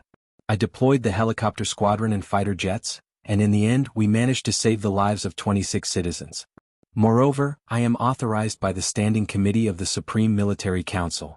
May I ask how I have abused my power for personal gain?" Hijichu finally became aggressive. "Lieutenant General Jean, although your rank and rank are higher than mine, you can't make such a serious accusation without any basis. Our army has always been particular about using facts to speak for themselves, and we don't engage in false statements. Did Lieutenant General Jean forget the traditions of our army? Or is it that Lieutenant General Jean always says one thing in front of others and another behind their backs?" "You're calling me a two-faced man?" Lieutenant General Jean was so angry that his face turned red. "I'm loyal to the country and the people." He had never abused his power for personal gain. There's no need to say one thing in front of others and another behind their backs. This kind of thing doesn't mean you have it just because I say you have it. It also doesn't mean you don't have it just because you say you don't. Hijichu took a step back and said sternly to the silent General Ning, "General Ning, you are the highest-ranking general in charge of military discipline. I request that you conduct a thorough investigation on me and Lieutenant General Jean, and prove our innocence." "Investigate what?" General Ning asked indifferently. "Investigate if you have abused your power for personal gain? Investigate if Lieutenant General Jean is a two-faced man." "Yes, sir." Hijichu replied loudly. "I object." Lieutenant General Jean was furious. "Today's meeting is to discuss Major General He's problem. What does it have to do with me?" Of course, it was impossible to investigate Lieutenant General Jean just because of this matter. General Ning glanced at him and turned to Hijichu. "Major General it looks like you and Lieutenant General Jean have some misunderstandings. It's fine to clarify things in front of so many people today." "Okay." Hijichu readily accepted and immediately looked at Lieutenant General Jean. "I'll say it again. Lieutenant General Jean doesn't even know my ex-fiancé's name, yet he's accusing me of abusing my power for personal gain. I can't help but suspect that someone is falsely accusing me, and that Lieutenant General Jean is being used as a tool. Lieutenant General Jean had just sighed in relief when He Jichu's next words nearly made him vomit blood. I, Jin Xingao, am being used as a tool? You're underestimating me too much. Lieutenant General Jean couldn't possibly admit this in front of so many people. He said with a fierce expression, "Don't try to change the subject. Just tell me why you're not willing to disclose the on-site data analysis. Could it be that there's something shameful?" He Jichu was silent for a while before saying, "Lieutenant General Jean, do you still remember what the military confidentiality regulations are?" Lieutenant General Jean was speechless. He frowned. "What do you mean?" "What I mean is that what you said just now is like a reporter trying to impress the public.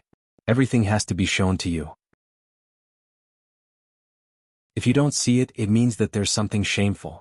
You don't care about any related laws, discipline, and confidentiality regulations at all." He Jichu spoke elegantly and confidently. He turned to He Qingjian, Xie Beichen, and the standing committee members of the Military Supreme Council. "You can view this data analysis with your confidentiality level. If you need it, you can look it up at any time." What he meant was that Lieutenant General Jin's confidentiality level wasn't high enough, so he couldn't see this data analysis at all. It was just the confidentiality level. Although Lieutenant General Jin's military rank and position were higher than He Jichu's, their scope of work was different, so the confidentiality level was also different. The atmosphere in the small meeting room clearly relaxed. Xie Beichen was the prime minister, so it wasn't convenient for him to question the big shots of the military. But He Qingjian was different. He was the #1 member of the Standing Committee of the Military Supreme Council, and he was also the person with the highest military position. He Jichu was his son, and he hadn't done anything wrong. However, not only had he been humiliated by Lieutenant General Jean in front of so many people, but he had also tried to frame him. If he didn't speak, then he wouldn't be He Qingjian. He Qingjian coughed and said, "Lieutenant General Jean, I also want to know. Who told you that Major General He used his power for personal gain to mobilize the fighter jet to save his ex-fiancée?" Lieutenant General Jean had just said that He Jichu didn't have the rank or qualifications to ask him this question, but He Qingjian was different. He crushed Jin Xingao in both military rank and position. Lieutenant General Jean could choose not to answer He Jichu's question, but he had to answer He Qingjian's question. His expression changed abruptly and he said in a low voice, "General He, are you here to fight for your son?" He had thought that He Qingjian would avoid suspicion and not let people think that he was protecting his own son. "Lieutenant General Mo, please don't distort the topic," He Jichu said lightly from the side. He Jichu said dryly, "I also have a military position. Although General He is my father, he is only my superior here and also your superior. You're not answering your superior's question? It seems that your source of information is indeed extraordinary." He Qingjian raised his head and said unhappily, "What the military values the most is that everyone is united. Lieutenant General Jean, you're not willing to tell me your source of information. Are you going to set up your own mountain and form a small circle?" Cold sweat dripped down Jin Xingao's forehead. In a moment of desperation he remembered what that person had said and suddenly had an idea. He said, "The person who told me this news is a news reporter. I have the right to protect my source of information." He Jichu scoffed and shook his head. "Lieutenant General Jean, I'm afraid you're mistaken. A reporter has the right to protect his source of information, but you're not a reporter. You have no right to hide your source of information, not to mention that this information is personally related to me. In the officialdom, no one could ignore being accused of using their power for personal gain." He Qingjian's fingers tapped lightly on the conference table. His expression was stern as he said indifferently, "Lieutenant General Jean, either tell me the source of the information or accept the investigation." At this moment, Lieutenant General Jean was cursing the person who had sent him the information, but at this point he had no choice but to say it. Looking up at Prime Minister Xie Beichen, Lieutenant General Jean said reluctantly, "It's a reporter from Miss Ye's new media company. She said that everyone in their company knows about this. She also said that in order to save his ex-fiancée, Major General He even rejected Miss Ye's invitation to watch the ballet tonight." Xie Beichen looked at him in shock. "Monsieur? Which Monsieur? There are so many people with the surname Xie. If you don't tell us clearly, how will we know who you're talking about?" "It's Monsieur Qingying." Lieutenant General Jin's eyes flashed twice, and a trace of pride flashed in his eyes. He Jichu didn't let him lead him by the nose, nor did he care about his deliberate attempt to sow discord. He continued to ask, "Then may I ask why the reporter from Miss Ye's company wants to expose you? You're neither in charge of military discipline, nor are you my immediate superior, nor are you the main person in charge of this operation. May I ask what's the relationship between the two of you that she has to expose you?"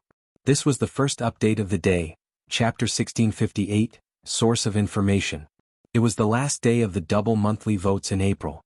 Everyone hurry up and cast your monthly votes. Today we're still asking for monthly votes. At 1 o'clock in the afternoon, the second update. At 8 o'clock in the evening, the third update. P.S. Tomorrow is May. The double monthly votes for May are on the 7th day of the first month. Don't keep your monthly votes until the end of the month. Cast them at the beginning of the month. Moi, all the big shots and little angels.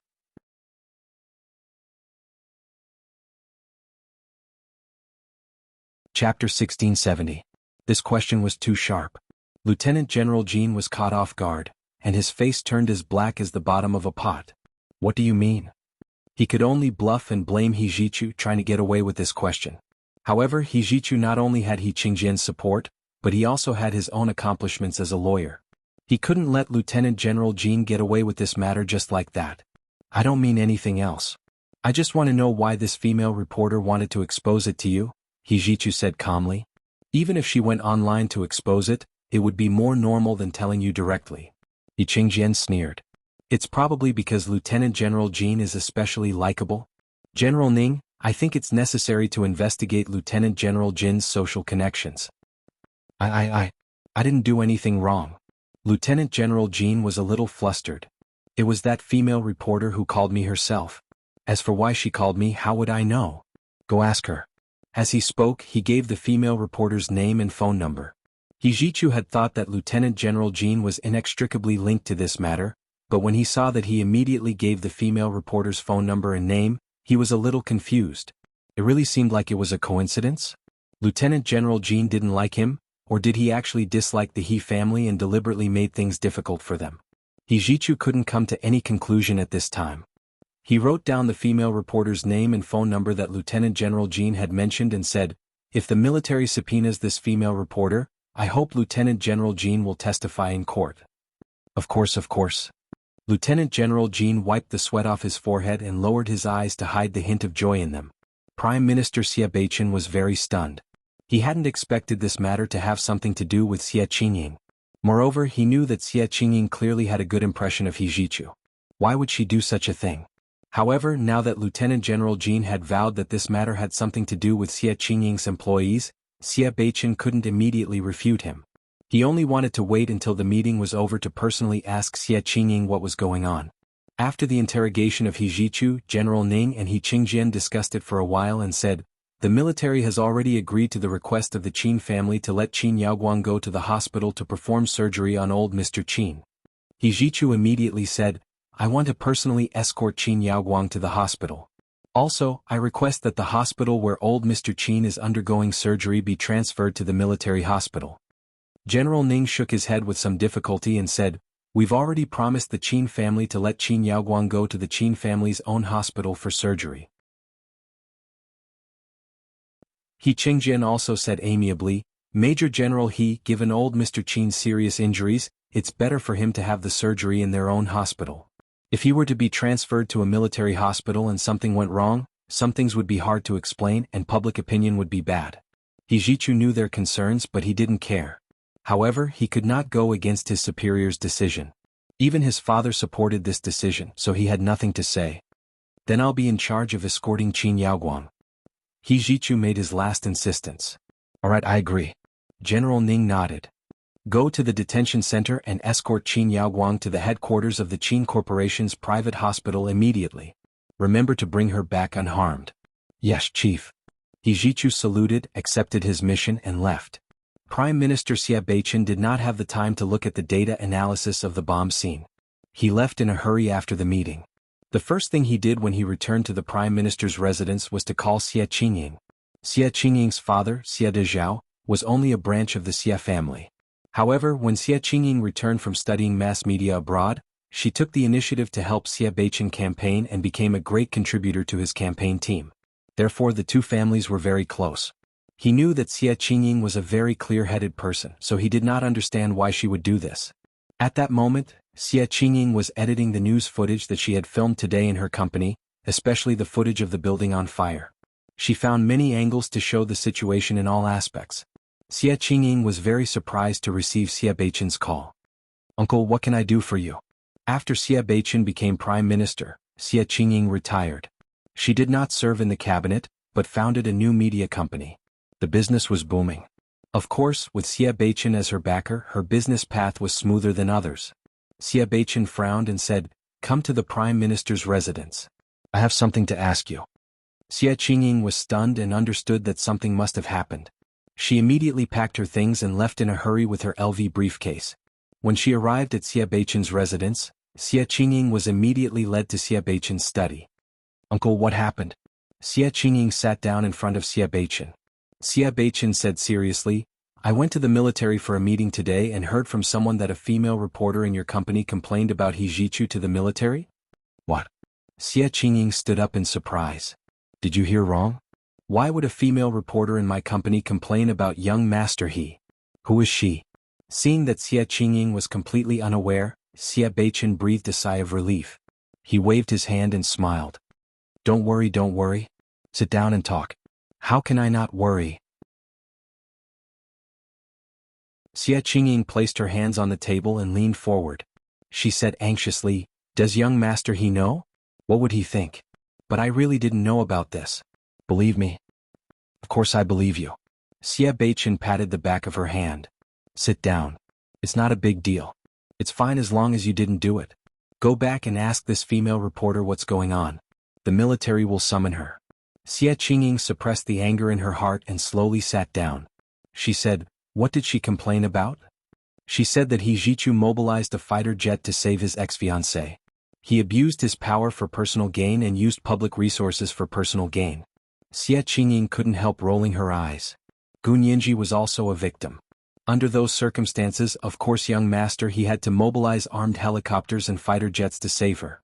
Even if Gun Yinji wasn't there at the time, that was the only way young Master He could save her.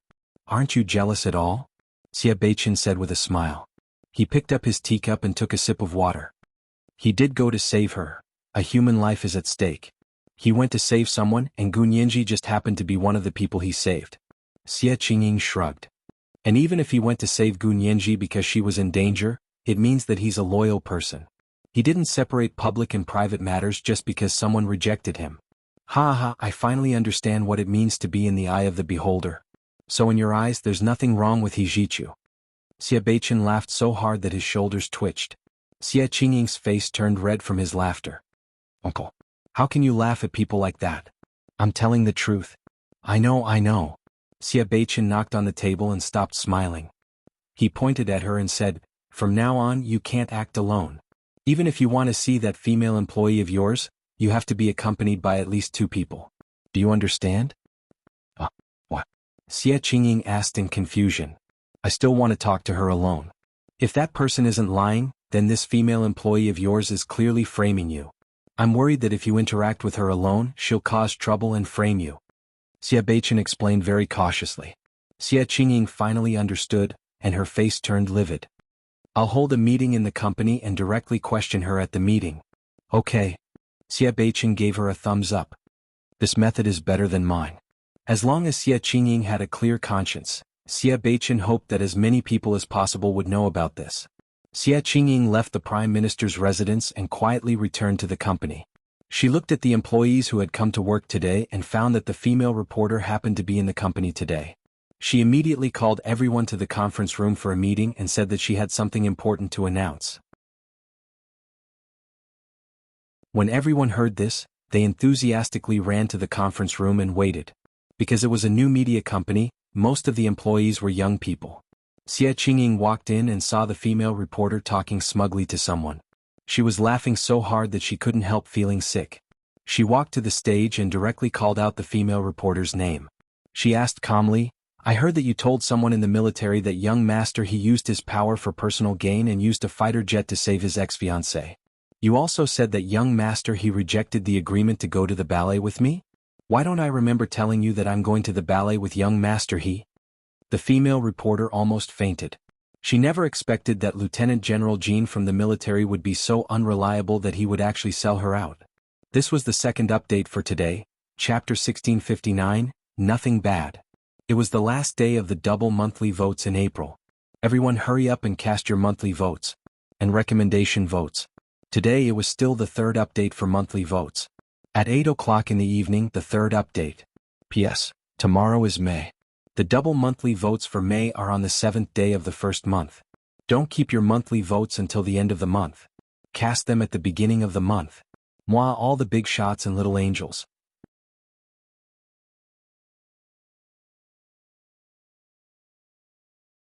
Chapter 1671. The female reporter's face was ashen.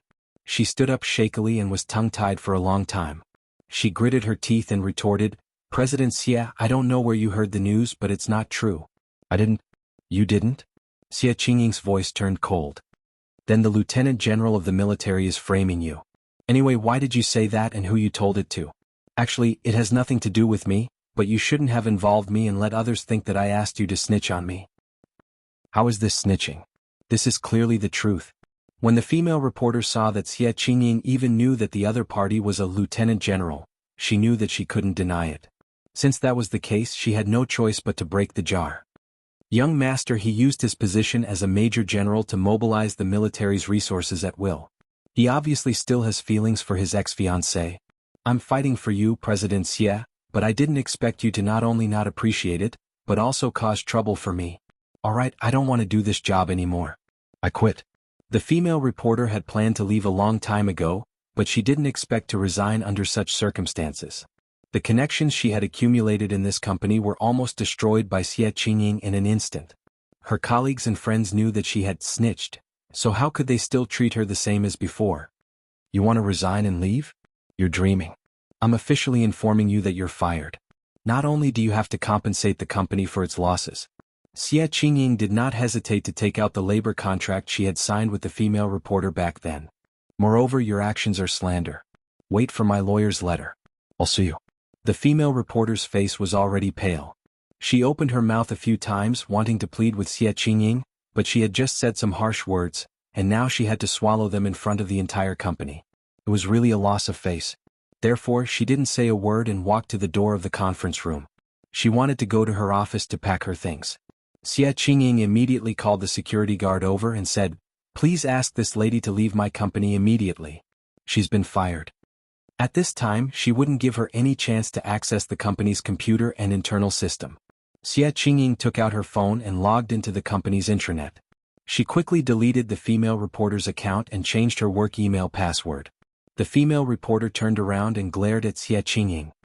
My personal belongings are still in my cubicle. The security guard will pack up all your things, but you can't enter the company again. Xia Qingying was very tough and didn't give her any chance. This woman had damaged her relationship with He Zhichu too much, and Xia Qingying didn't want to let her off. After firing the female reporter, Xia Qingying returned to her office and pulled up the surveillance footage of the meeting room. She didn't edit it at all and sent it directly to He Zhichu's email. After that, she called He Zhichu. But at this time, He Zhichu was escorting Qin Yaoguang to the headquarters of the Qin Corporation's private hospital and watching her perform surgery on old Master Qin. Of course, Qin Yaoguang did not do it herself. Instead, she stood in the operating theater and instructed the other doctors. Qing Shi, Qin Chen He Chen Ti Chen. Ever since Qin Yaoguang found out that old Master Qin was injured, her tears had not stopped. Now her eyes were red and swollen, but she was still calm. When she directed the surgery, she was orderly and did not panic at all.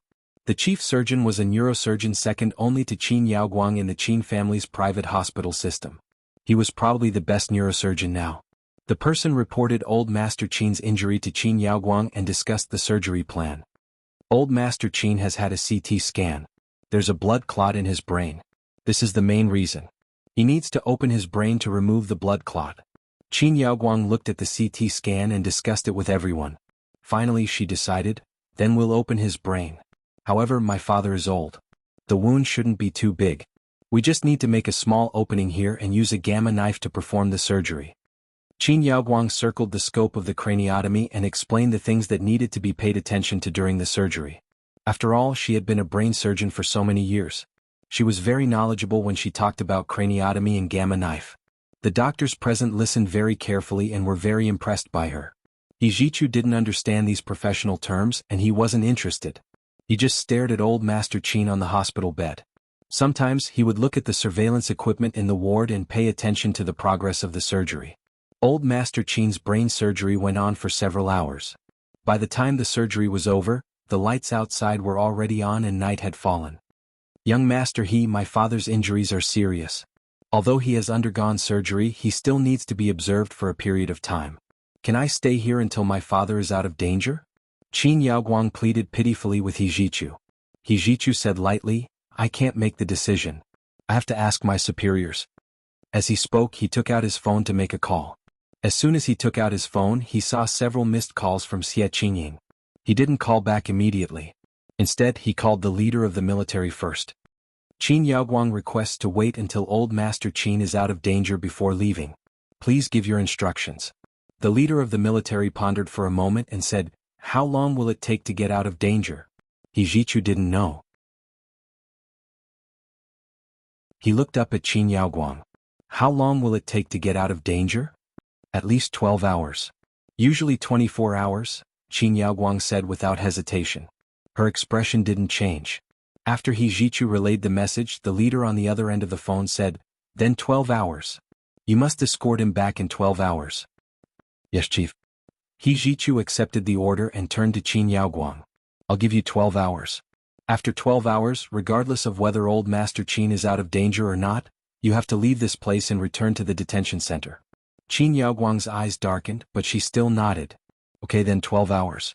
Old Master Qin was quickly transferred to the intensive care unit. His body and head were connected to heavy equipment. The equipment wires were intertwined and complicated. He looked like a big spider coiled in the middle of a web. Qin Yaoguang sat down in front of old Master Qin's bed and focused on looking at his medical records and injuries. Hijichu held it in front of the window and texted Xie Qingying. I haven't finished my work today, so I can't go watch Swan Lake. Xie Qingying waited anxiously for his news. She finally saw the text message and understood that it wasn't convenient for him to call. She immediately replied, I know. I called you early in the morning to tell you that I wasn't free tonight, but I didn't expect so many things to happen. Hijichu didn't know what she was talking about. He rubbed his phone and didn't reply for a while. Xie Qingying waited for a while and assumed that Hijichu was angry. She held her phone tightly and sent him a voice message. Young Master I didn't ask my employee to go to the military to snitch on me. I'm not that stupid to do such a thing that would harm others and myself. I've already held a meeting to confront her and fired her. Hijichu was wearing a Bluetooth headset. When he heard her voice reply, he immediately replied, Prime Minister Xie told you? Thinking that the military still wanted to summon this female reporter, Hijichu immediately passed the news to the relevant departments of the military and arranged for people to half control and half protect this female reporter. Yes, Uncle is very concerned about me. He doesn't want this to happen. I don't know why she did this. Xie Qingying was about to cry. Young Master believe me. When her voice was choked up, it was somewhat similar to Gun Yanji's. Hijichu closed his eyes and continued typing. I believe you. Don't cry. This was today's third update, Chapter 1660, I Believe You. It was the last day of the double monthly votes in April.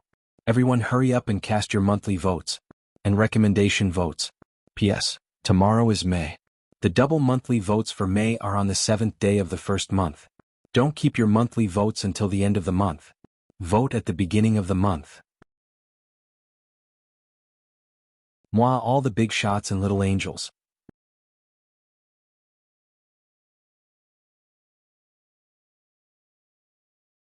Chapter 1672. Xie Qingying looked at the simple words on her phone. I believe you. Don't cry. Her heart stopped beating for a moment. Had she really moved Hijichu? She had had a crush on him for so long that she thought there was no hope. However, she suddenly realized that things had changed. Not only was there hope, but the dawn of victory was right in front of her. Xie Qingying's tears fell quickly and urgently. They dripped onto the phone screen. She quickly wiped them with her hand, but she touched the touch screen and pushed Hijichu's reply out of sight. How could this be? Xie Qingying did not have the time to wipe her tears and hurriedly took out her LV. She quickly took out a Hermes scarf from her LV tote and wiped the phone screen. He Jichu waited for a while. Seeing that she didn't reply, he was about to put away his phone when he saw Xie Qingying send another text message. I'm crying tears of joy. He Jichu looked at the text message and his almond-shaped eyes were slightly moved. However, he only glanced at it silently before turning off his phone and not replying to Xie Qingying. Xie Qingying stared at her phone for a full hour, but she didn't receive a reply from He Jichu. Only then did she confirm that he probably wouldn't reply. She was slightly disappointed, but she quickly pulled herself together. She had waited for so many years, so why should she care about this moment? Moreover, with such a big incident at the revolving restaurant, He Jichu must be very busy right now. Xie Qingying had left home to study abroad when she was young. She had only returned to start her own business after obtaining a master's degree. She had always been a very independent woman, not a delicate and weak daughter flower that had to rely on men to grow. Therefore she had never thought of sticking to He Jichu all the time. She gave and he responded. At this stage it was enough. Xie Qingying was in a good mood and threw herself back into work. He Jichu sat in old Master Qin's ward without saying a word. His handsome face was cold and his expression was cold. His eyes never left old Master Qin's hospital bed. Old Master Qin had been lying peacefully on the hospital bed. The data from all the instruments showed that everything was normal. The surgery seemed to have been successful. A few hours had passed and the doctors and nurses had only come to check on the room once. They had discussed the data on the instruments with Qin Yaoguang, who was sitting in front of old Master Qin's hospital bed. They had also discussed the pros and cons of gamma knife surgery. It could be seen that they respected Qin Yaoguang very much. Even though she was a prisoner now, they were still respectful to her. Moreover, this respect was not because she was the daughter of the chairman, nor was it because she was the dean, but because he respected her professional level from the bottom of his heart. He Jichu watched coldly from the sidelines. His figure melted into the dark corner of the ward and made his presence as low as possible. It was so low that the doctors and nurses even forgot He Jichu existed. Qin Yaoguang was wearing a green surgical gown and a green hat. She had her back to He Jichu the entire time. Although she didn't turn her head, she knew that He Jichu had been looking at her. But what was the point of looking at her? Qin Yaoguang sneered in her heart. She pursed her lips and continued to watch the data on the machine jump quietly. In the wee hours of the morning, the quiet machine suddenly screamed like a madman. He Jichu jumped up from the sofa and strode over. What happened? Qin Yaoguang pounced over and shouted into the pager in the ward, Someone come quickly. The patient's blood pressure is rising, his body temperature is rising, his heart is racing, he's shivering, and he has serious gastrointestinal reactions. Serious gastrointestinal reactions were usually vomiting and diarrhea. He Jichu looked over and saw that old Master Qin's mouth was foaming. Soon, his face was a mess and some of the vomit was almost blocking his nose. This kind of situation was the easiest for the patient to suffocate to death. Qin Yaoguang didn't care about the mess and directly used her hands to help old Master Qin clean up the vomit in his mouth. Many doctors and nurses pushed the door open and came in to conduct a comprehensive examination of old Master Qin. Did something go wrong with the surgery? The surgery went very smoothly, but surgery related to the brain is inherently risky. Moreover, my father is old and his organs are gradually failing. He might not be able to withstand the after-effects of the surgery, Qin Yaoguang said in a low voice. Hurry up and get an injection to prevent the side effects. I remember that the hospital imported a batch of this medicine. Do you have any more? Also, we'll get it for the chairman's drip right away. Under Qin Yaoguang's command, the doctors and nurses methodically cared for old Master Qin after the surgery. After a while, old Master Qin's condition finally stabilized. He stopped vomiting and his body temperature and blood pressure gradually dropped. His heartbeat also returned to normal. Due to this small episode, Qin Yaoguang asked her to extend her stay for another 12 hours. Young Master He, as you can see, my father is still in danger. He's still in a state where he can die at any time. Qin Yaoguang wiped her tears and pleaded, I definitely won't leave. You can keep an eye on me here. He Jichu said calmly, I need the military's approval to extend it for another 12 hours. You can apply. If they agree, I have no objections. Qin Yaoguang nodded. I'll apply. She found a doctor to write a certificate and personally wrote an application for an extension of her stay. She handed it to He Jichu. After He Jichu sealed it, he had his orderly send it to the military. At dawn, the military agreed to Qin Yaoguang's application to let her stay for another 12 hours until Old Master Qin was out of danger before returning to the detention center. Since the military had agreed, He Zhichu couldn't object. He just continued to sit in Old Master Qin's ward and coldly watched what Qin Yaoguang was up to. During the extended 12 hours, Old Master Qin's condition had a relapse. He still had a high fever, high blood pressure, rapid heartbeat, and chills. At the same time he was vomiting. However, under Qin Yaoguang and the others' care, Old Master Qin made it through again and returned to normal. The sun rose and set, and the rays of light outside the ward gradually returned to silence. The sky turned dark again. Ijichu looked at his watch. Soon it would be another 12 hours. He had really spent these 12 hours with Qin Yaoguang. Even when he went to the bathroom, he had a row of soldiers guard the door of the ward. Qin Yaoguang couldn't escape even if she had wings. He stood up and walked around the ward casually, looking around at the equipment in the ward. When he walked past a ventilator beside the bed, he suddenly felt dizzy. Everything in the ward was bumping up and down in front of his eyes. It was as if he was standing on a turbulent sea. The soles of his feet were so weak that he couldn't step on the ground, and he almost lost his balance. Ijichu quickly held onto the ventilator and took a deep breath. He closed his eyes and pinched his palm hard. The intense pain woke him up. He opened his eyes, and the dizziness he had felt just now disappeared. His feet were back on solid ground. The swaying just now seemed to be an illusion. Ijichu knew that something was wrong. The feeling just now was like the feeling he had when he had his illness in the past. But he had clearly been cured. There had been no relapse in the past 10 years. He suddenly looked at Qin Yaoguang, but Qin Yaoguang still had her head lowered. She held Old Master Qin's hand and muttered to him, hoping that he would wake up and recover as soon as possible. Although there was no evidence, Hijichu's vigilance was even more obvious. He composed himself and immediately said to Qin Yaoguang, "The 12 hours are almost up. We can go now." Actually, there were still 15 minutes left, but Hijichu didn't want to wait anymore. He had a hunch that something was wrong. Although he hadn't figured out what was wrong. Qin Yaoguang raised her head and looked at him with a half-smile. She said, "Young Master He, there are still 15 minutes left. Can I stay with my father for another 15 minutes? At that moment, Old Master Qin grunted and woke up from his coma. His eyes didn't seem to be used to the light in the ward. He blinked a few times before turning his eyes to look at Qin Yaoguang, who was sitting in front of his bed. "Yaoguang, you've suffered."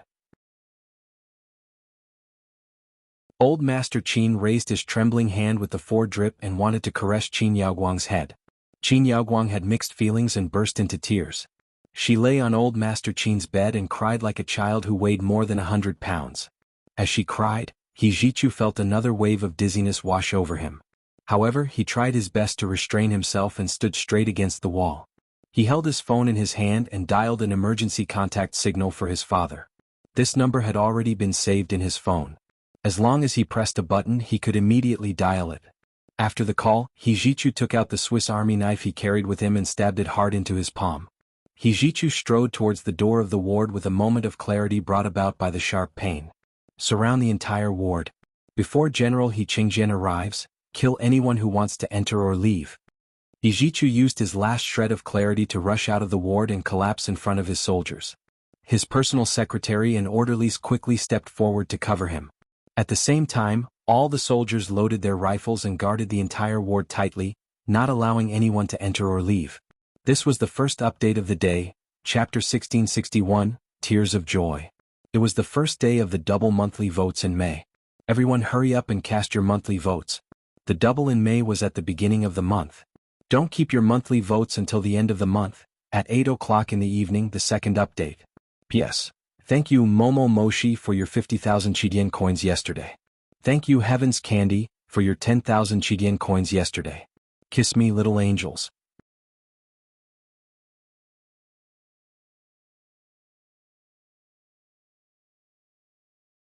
Chapter 1673.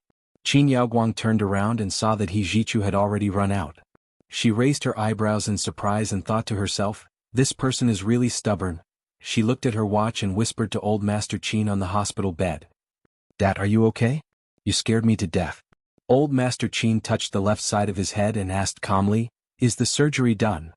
"Yes." Qin Yaoguang shrugged.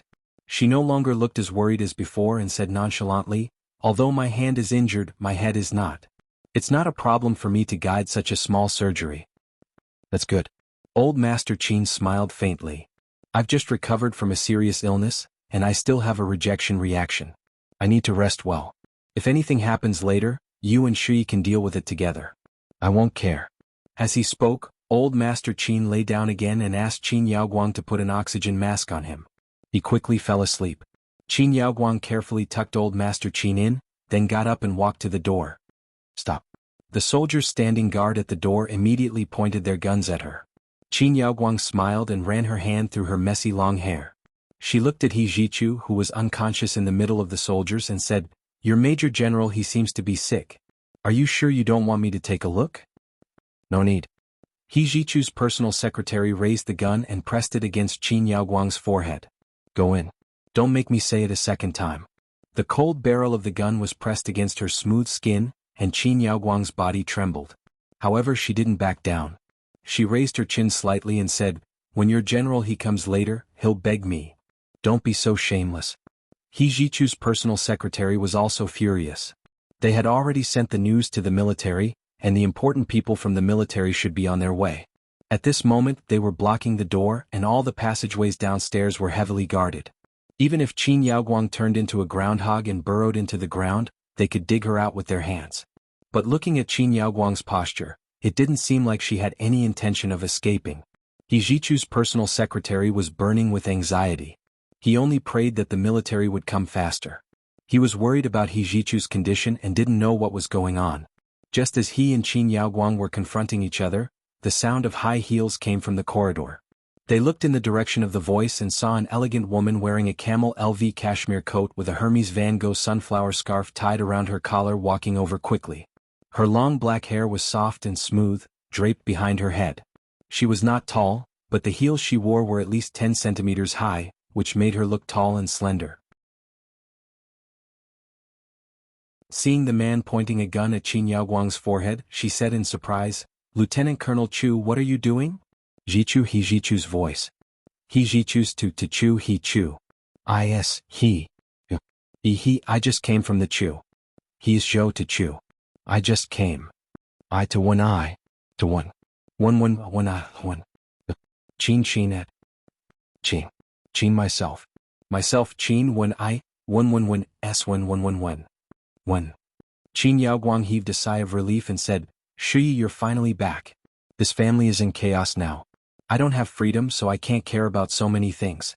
Now you have to help the Qin family." When Shui quickly said, "No problem," I rushed back to see if I can help. She continued, "As soon as I got off the plane, I contacted Uncle Qin. How is old Mr. Qin?" It seemed that she had heard from the Qin family that old Master Qin was having surgery here, and even Qin Yaoguang had been brought out. He Jichu's personal secretary slowly retracted her gun and put it back into the holster. When Shui finally saw He Jichu lying on the bench on the side of the corridor. How sleepy is young Master He? He actually fell asleep here. When Shui covered her sleeves and smiled. Young Master He didn't fall asleep. He's sick. He suddenly fainted. Qin Yaoguang pouted in He Jichu's direction. I said I wanted to help him take a look, but they wouldn't let me. When Shui's expression suddenly changed. Sick. Young Master He has always been in good health. He rarely even catches a cold. Why did he suddenly faint? Could it be a relapse? But didn't young Master He recover from his illness? She quickly walked over to He Jichu's side. He Jichu's personal secretary, Lieutenant Colonel Chu, stopped her and said, "Miss Wen, the military will be here soon. Don't come over." "I just want to see how young Master He is doing," When Shui said sullenly. "Lieutenant Colonel Chu, we've worked together for so many years. Are you not going to give me any face?" "You've already retired from the army," Lieutenant Colonel Chu said with a cold expression. "You're working for the Qin family. It's not suitable for you to come into contact with our young Master He." "Haha, you're really protective of your master." Qin Yaoguang sneered and rubbed her forehead. "Shui, come over here. If he doesn't want you to look, don't go over. Let me take a look. Long time no see. I see you've lost a lot of weight." Her round face, which used to be fair, now had signs of a duck's egg face. She had a small and slightly upturned nose and full lips. Other than her eyes, which were still slender and delicate, she looked a little similar to Xie Qingyin. Of course, she also looked a little like Gun Yenji. When Shui smiled and said, it was too tiring in the south. In order to come back as soon as possible, I only slept 3 or 4 hours a day. I didn't have time to eat or drink. I spent all my time reading documents. You're at our headquarters in Z City in the south, right? Qin Yaoguang waved for her to enter the ward with her, but Lieutenant Colonel Chu stopped her again. Young master, he has ordered that anyone who dares to enter or leave will be killed without mercy. When Shuyi looked at him and smiled bitterly. Lieutenant Colonel Chu stopped joking. Young master, he said that when he was unconscious. Don't listen to it. It's useless even if you do. Young master, he was conscious when he spoke, Lieutenant Colonel Chu said firmly. He pulled out the pistol from the holster. Miss Wen, don't say that I'm heartless. When Shuyi stopped in her tracks in surprise. Are you serious? Of course.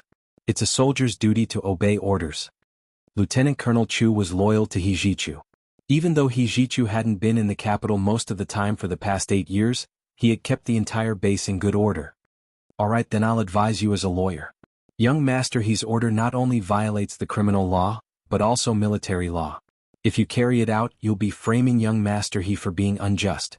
As a soldier, you should know what it means to not accept random orders and not to obey evil laws. Lieutenant Colonel Chu was tongue-tied by Wen Shuyi's words. He wasn't good with words, so he couldn't refute Wen Shuyi directly. However, he firmly remembered He Jichu's order before he fainted and still refused to take a step back. Qin Yaoguang watched with interest and suddenly said, "My head hurts." Then she felt an explosive pain in her head and fainted on the ground. Wen Shuyi immediately panicked and said sternly, "Lieutenant Colonel Chu, if I don't go in, then you have to send someone in to help Dean Qin into the room, right? Otherwise, you'll let her lie on the ground?" Lieutenant Colonel Chu's face was cold and he didn't budge an inch. Military orders are like mountains. Before General He arrives, she'll have to lie on the ground. At that moment, He Qingjian was anxiously getting out of the bulletproof car. His phone received the long-awaited emergency contact signal, and his heart was about to jump out of his throat. He had specially called a police car to open the way, and he ran all the way with his personal secretary and orderlies. Finally, he arrived at the Qin family's private hospital within 10 minutes. He got out of the car and got into the elevator. He didn't stop all the way until he finally arrived at the floor where old Master Qin had his surgery. It was also the place where He Jichu had his accident. When Shuyi and Lieutenant Colonel Chu faced each other, the medical staff in the hospital all hid far away and didn't dare to come over. The murderous soldiers made them tremble and no one dared to go against the guns. Everyone heaved a sigh of relief when He Qingjian appeared with a cold face. When Shuyi immediately said worriedly, "General He, young master, he seems to have a relapse, but Auntie Qin has also fainted." She turned around and pointed at the unconscious Qin Yaoguang, who had been lying on the ground for a few minutes. This was the second update of the day, chapter 1662, Eager to Protect the Master. It was the first day of the double monthly votes in May. Hurry up and cast your monthly votes. The double in May was at the beginning of the month. Don't keep your monthly votes until the end of the month, and the recommendation votes. Moi, all the big shots and little angels.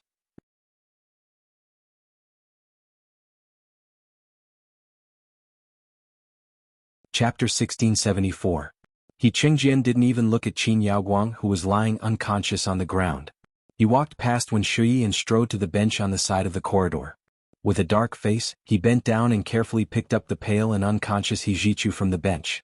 "Stretcher." He turned around and shouted. Soon there were neat footsteps in the corridor. A few military doctors ran over with a stretcher and stopped in front of He Qingjian. He Qingjian carefully placed He Jichu on the stretcher. The military doctors immediately put a simple ventilator and first aid equipment on He Jichu. When Shuyi looked at He Jichu worriedly and couldn't help taking a step closer.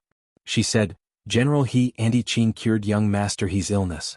Let Auntie Qin examine him again?" He Qingjian slowly turned his eyes and stared at Wen Shuyi. He snorted. "Wen Shuyi? Why are you here? What does this have to do with you? What are you talking about, General He?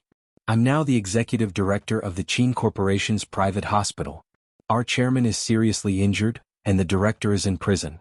As the executive director, can I stay out of it?" Wen Shuyi smiled gently and pointed at He Jichu. "General He, let Auntie Qin take a look at young master He." She knew better than anyone how much He Qingjian valued his son, He Jichu. Wen Shuyi was very confident that as long as they controlled He Jichu, He Qingjian would be their puppet. As long as they controlled He Jichu, Gu Nianji would be a bird in their cage. He Qingjian glanced at Qin Yaoguang, who was still unconscious on the ground. He waved his right hand forcefully and roared, "Someone! Seal this ward. Take Qin Yaoguang and Qin Beiyue away and imprison them. The crime is conspiracy to kill a major general of the military. It's a heinous crime." "No." When Shuyi cried out subconsciously. She almost fainted. She glared at He Qingjian, and her expression changed in an instant. Her lips trembled violently, and her fingers gripped the strap of her Hermes platinum bag tightly. The veins on the back of her hand were popping out. She had never expected that He Qingjian would not come to beg them, but instead want to capture old Master Qin and Qin Yaoguang together. "General He, you can't do this. You're breaking the law." When Shuyi blurted out without hesitation, "Scram. If you have the guts, send me a lawyer's letter." He Qingjian revealed his unreasonable side. Yijichu and Qin Suwen were both his sore spots.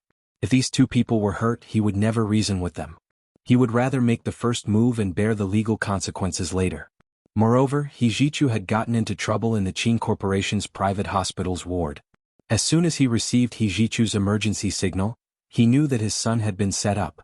Since they dared to scheme against him and his son, they would have to suffer his wrath. Taking 10,000 steps back, if Yijichu's condition was really serious enough to require Qin Yaoguang's treatment, He Qingjian wouldn't hesitate to use the entire Qin family as a hostage and make Qin Yaoguang treat Yijichu. To him, it was only him who threatened others. There was no reason for others to threaten him. He Qingjian kicked Wen Shuyi away and left in a hurry with Yijichu's stretcher and the military doctors. He Qingjian and Yijichu's personal secretary led a group of soldiers to tie the unconscious Qin Yaoguang and the unconscious old master Qin Bei, to a stretcher that had been found at the last minute and take them away. At the same time, they left a group of soldiers to seal up the ward and prevent anyone from approaching. Wen Shuyi was extremely anxious. "You can't do this. It's illegal for you to do this. This is the first crime scene. We've already called the police." He Qingjian's personal secretary's face was cold. "The police will be here soon. Miss Wen, please talk to the police and the lawyer about the law." A trace of panic flashed through Wen Shuyi's eyes, but she quickly calmed down and said in a low voice, "All right then, let's talk about the law. Although General He is in a high position and powerful, our Qin Corporation's private group is not a pushover." He Qingjian's personal secretary left without looking back. He caught up with He Qingjian in the car in front of him and said in a low voice, "General He, that ward has been sealed up. Qin Yaoguang and Qin Bei have been taken away, but when Shuyi said that she wants to talk about the law, it looks like she wants to sue us." "Sue us? Then let's go to court. Who have I, He Qingjian, been afraid of?" He Qingjian's face was livid. He didn't take Wen Shuyi seriously at all. However, He Qingjian's personal secretary knew Wen Shuyi's standards very well. The key was that Wen Shuyi had been in the army and had served in the military's legal department. She knew all the lawyers in the military, and her standards were even higher than these people. If he relied on the lawyers in the military's legal department to fight against Wen Shuyi, He Qingjian's personal secretary was worried that he would fail. He definitely couldn't let the chief lose a lawsuit. In a moment of desperation, he looked at Yijichu, who was unconscious in the ambulance. His eyes suddenly flashed and he said, "General He, why don't we ask Gu Nianji's lawyer for help? Tell her about young Master He's situation. Then ask her to be our lawyer?" He Qingjian narrowed his eyes. His face was expressionless and it was impossible to tell what he was thinking. However, He Qingjian knew Gu Nianji's standards very well. Although he had only seen her fight one lawsuit, Wen Shuyi was no match for her at all. Moreover, He Qingjian was also aware of his personal secretary's concerns. He didn't care about himself, but he couldn't ignore the people around him. They were on the same boat. Since they strongly recommended Gu Nianji, He Qingjian nodded slightly. "That's not bad. Then find Wen Shuyi an expert who is qualified to talk to her about the law." He Qingjian's personal secretary heaved a sigh of relief and quickly nodded in approval as he dialed Gu Nianji's number. Gu Nianji had just taken a shower and was lying on the sofa in the living room, enjoying a warm family time with Lu Yuan and Lu Jin. She rested her head on the panda pillow and casually scrolled through the news on her iPad. In her heart, she was wondering why Hua Xiaoheng hadn't been seen for the past few days. Didn't he say he was going to pursue her? He had only been pursuing her for a few days, and he had already given up? Or was this person's temper acting up again? Gu Nianji thought absent-mindedly, her eyes occasionally glancing at the phone lying quietly beside her. Therefore when the phone rang, Gu Nianji didn't even look at it. She immediately picked it up and said cheerfully in Russian, "Hello." He Qingjian's personal secretary was stunned for a moment, then looked at the number she had dialed. She hadn't dialed the wrong number? Is this Gu Nianji's lawyer? He Qingjian's personal secretary asked carefully. Gu Nianji came back to her senses and realized that she had actually greeted him in Russian. Her face instantly turned as red as the clouds. Lu Yuan, who was sitting diagonally across from her and reading the documents, heard this. The corners of his lips curled up slightly, but he quickly calmed down and frowned. Then he thought about how Hua Xiaoheng hadn't contacted them for a few days. That wasn't right. This wasn't right. Lu Yuan thought about it for a moment, then quietly took out his phone and sent Hua Xiaoheng a text message. There was no content, just a question mark. Lu Jin sat cross-legged on the sofa beside Gu Nianji and was programming on his tablet. When he heard Gu Nianji greet him in Russian, his ears pricked up. He wanted to hear what Gu Nianji had to say. At that moment, Gu Nianji said in Mandarin, "Yes, I'm Gu Nianji. May I ask who you are?" "Hello, Lawyer Gu. I'm General He Qingjian's personal secretary. It's like this. Something just happened today. Is it convenient for you to talk?" He Qingjian's personal secretary whispered in the car. When Gu Nianji heard that it had something to do with He Qingjian, she didn't want to continue. She said lazily, "We're just commoners. We have nothing to do with General He. You've got the wrong person, haven't you?" Why did He Qingjian want to talk to her about what happened? Gu Nianji expressed her refusal. He Qingjian's personal secretary broke out in a cold sweat. He quietly raised his head and saw He Qingjian glaring at him. He quickly lowered his head and whispered, "It's like this. Something happened to young Master He at the Qin private hospital when he was on a mission today. He's unconscious now."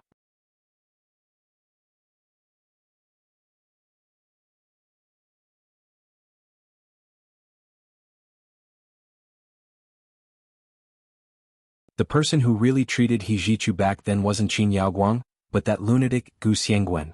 Qin Yaoguang was the first person to propose the treatment concept, but the person who really figured out the treatment method was Gu Xiangguan. In this matter, Qin Yaoguang was only Gu Xiangguan's assistant. However, Qin Yaoguang also took the initiative to give birth to a child and used her child to treat He Zhichu's illness. Therefore, for a long time He Qingjian also regarded Qin Yaoguang as one of He Zhichu's saviors. In theory, she was indeed He Zhichu's savior. She and Gu Xiangguan were He Zhichu's two saviors, and neither of them could be missing. However, of these two people, Gu Xiangguan had something to do with his wife's death. He had been fleeing for his life and disappeared without a trace. In the end, he died in the fire. Qin Yaoguang had always been by his side. She had even married his son, He Zhichu, when he left him and went to the other world. However, after He Zhichu returned, he had a complete falling out with him and the two of them had divorced. Therefore, He Zhichu had suddenly fainted after staying with Qin Yaoguang in Qin Bay for 24 hours today. He Qingjian didn't believe that it had nothing to do with Qin Yaoguang. Her medical skills were superb, and the ward was the Qin family's territory. It would be too easy for her to do anything, so He Qingjian immediately ordered the ward to be sealed. Now that he saw Gu Nianji's reluctant look, He Qingjian felt a headache coming on. But he really was unconscious. After staying in the same ward with Qin Yaoguang and her father for 24 hours, he fainted, He Qingjian said in a low voice. Gu Nianji narrowed her eyes when she heard Wen Shui. Wen Shui was there too? I heard she just came back from the south, He Qingjian's personal secretary interrupted. He Qingjian's personal secretary interrupted. He had communicated with He Zhichu's personal secretary before, so he knew more information.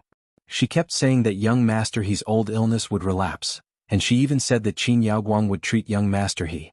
Our chief invited Qin Yaoguang and old Master Qin back to assist in the treatment. He Qingjian's personal secretary was also a clever person. She put it very tactfully. Gu Nianji paused. Then how is young Master He? Is it serious? Is he the only one who fainted? What about Qin Yaoguang and old Master Qin? Qin Yaoguang also fainted later. That old bastard, Qin Bei, is sleeping in the oxygen mask. He Qingjian's voice finally carried a hint of resentment and anger. Gu Nianji was surprised. Qin Bei? Old Master Qin's name is Qin Bei? This name TSK. Could it be that young Master He's illness is real? Who has the time to lie to you? He Qingjian roared. Just tell me if you want to be my lawyer. Yes. I'll do it. Gu Nianji was shocked and subconsciously shrank her neck. She was terrified. Don't worry, I'll come see young Master He right away. Gu Nianji also felt that something was wrong when she heard that it really had something to do with Qin Yaoguang and the Qin family's private hospital. Fine, don't come out by yourself. I'll send a car to pick you up. He Qingjian managed to hold back his anger.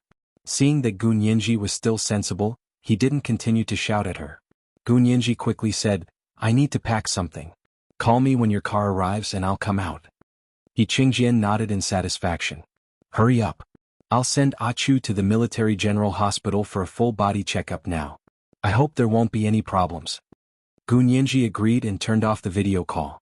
She pondered for a while, then opened the bedroom door and went to the living room. Lu Yuan and Lu Jin put down what they were doing and looked up at her. What's wrong? Lu Jin asked first. He Qingjian called you? What happened? Gu Nianji smiled bitterly. Young Master He supervised Qin Yaoguang's surgery on old Master Qin. In the end, during the 24-hour observation period after the surgery, old Master Qin was fine, but young Master He fainted. They also said that he had a relapse. That's impossible. Lu Jin rejected it immediately. He Jichu's illness has already recovered, so it's impossible for him to have a relapse. If he fainted, it's most likely something else. Gu Nianji nodded as well. She walked over and sat beside Lu Jin. She looked up at him and said, Dad, do you also think it's impossible for him to have a relapse? In terms of gene therapy, it's absolutely impossible for him to have a relapse. Lu Jin said firmly and angrily, besides there are too many ways to make a person unconscious. Who would be shameless enough to say that young Master He had a relapse? Get him out here. Let's fight one-on-one. Lu Jin was obviously upset. Because saying that He Jichu's old illness had relapsed was clearly a slap in the face, saying that he hadn't treated He Jichu to recover. Was that possible? It had to be impossible. Gu Nianji quickly comforted Lu Jin. Dad, we don't believe it. Even General He doesn't believe it. But young Master He is indeed unconscious. When Shui also said that young Master He has a relapse, and intends to let Qin Yaoguang treat He Jichu. Lu Jin chuckled. Let her treat him. If He Jichu falls into her hands, he'll never be able to recover, in this lifetime. Gu Nianji instantly understood. She frowned and said, Could this be the Qin family's idea?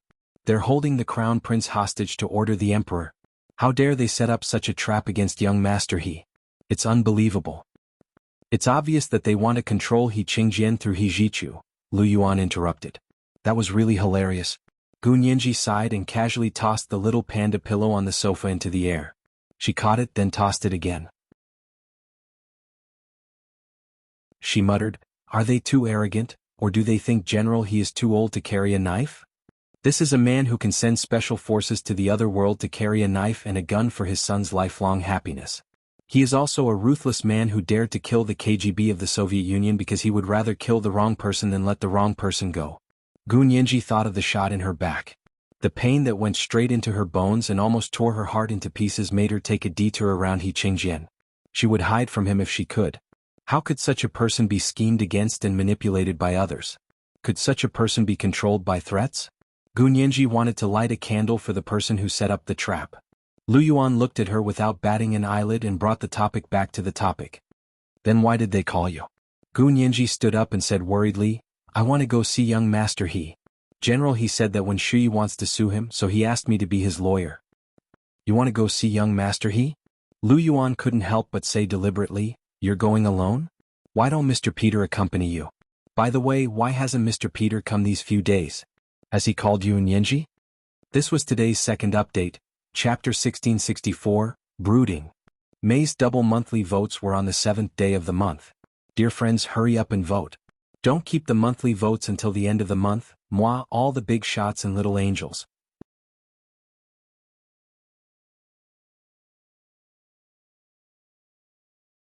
Chapter 1676. Gu Nianji felt guilty. She had said something wrong just now, but now that she heard Lu Yuan say that, she immediately pretended not to care and shrugged. Who knows? He's probably disheartened by my rejection. At that moment her phone rang. It was He Qingjian calling again. He said that the person who picked her up was already waiting for her at the entrance of the neighborhood. Gu Nianji quickly said, I'll be right out. She turned around and waved at Lu Jin and Lu Yuan. Dad, President Lu, wait for my call. I'll call you when I get to young Master He's place. Lu Yuan stood up and frowned. Nianji, I'll go with you.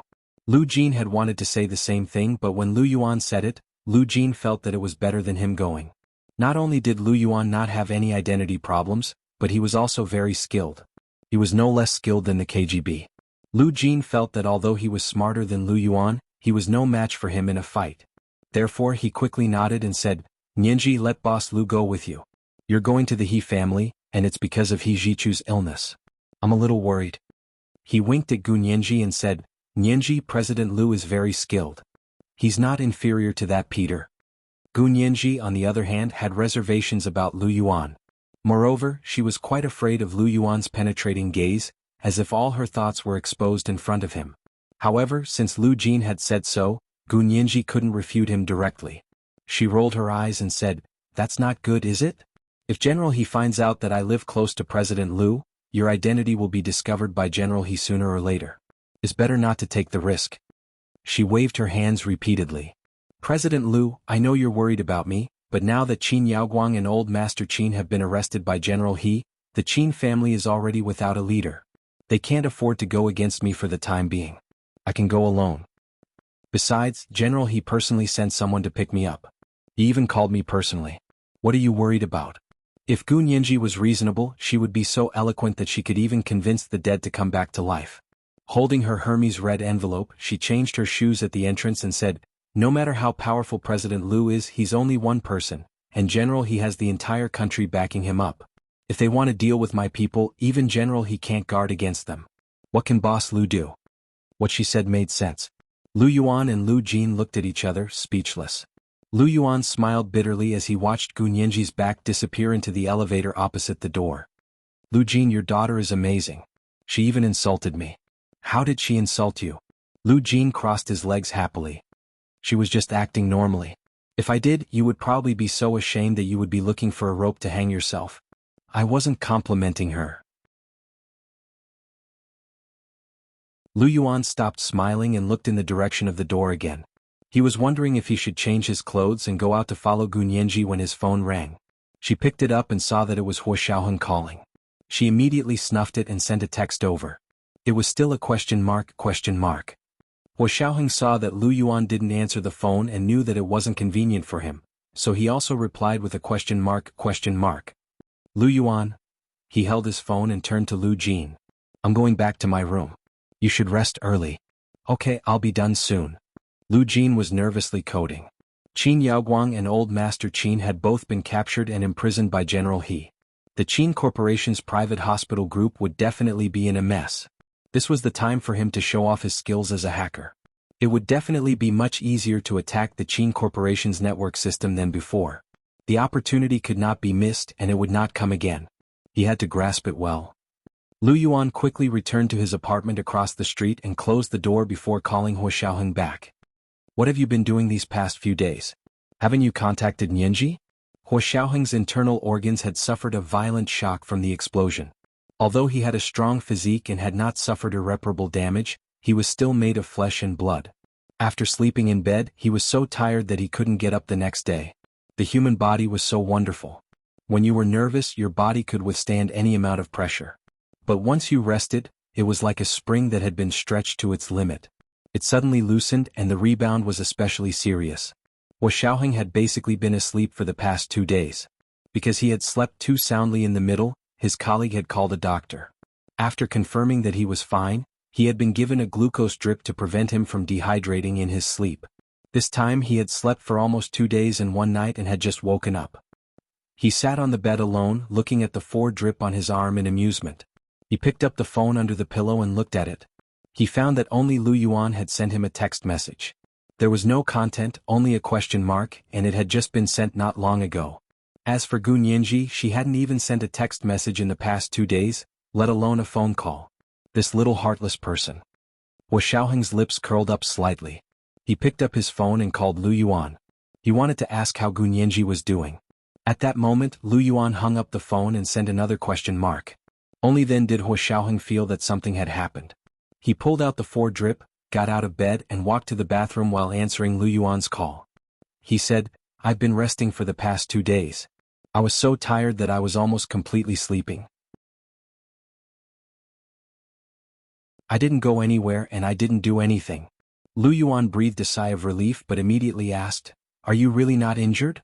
Nianji said that you're very powerful and won't get injured. Why does it sound so unreliable to me?" Hua Xiaoheng smiled but quickly frowned again. She said that? Was that the reason why she didn't call him? This girl was really ambitious. Once she determined that he wasn't the person in her heart, she immediately kept a distance. There was no chance at all. Hua Xiaoheng asked himself if he wasn't the Hua Xiaoheng on the other side, but the counterpart on this side with Gu Nianji's attitude towards him, he definitely wouldn't be as persistent as he was now. But because of this, Hua Xiaoheng felt a subtle sense of joy.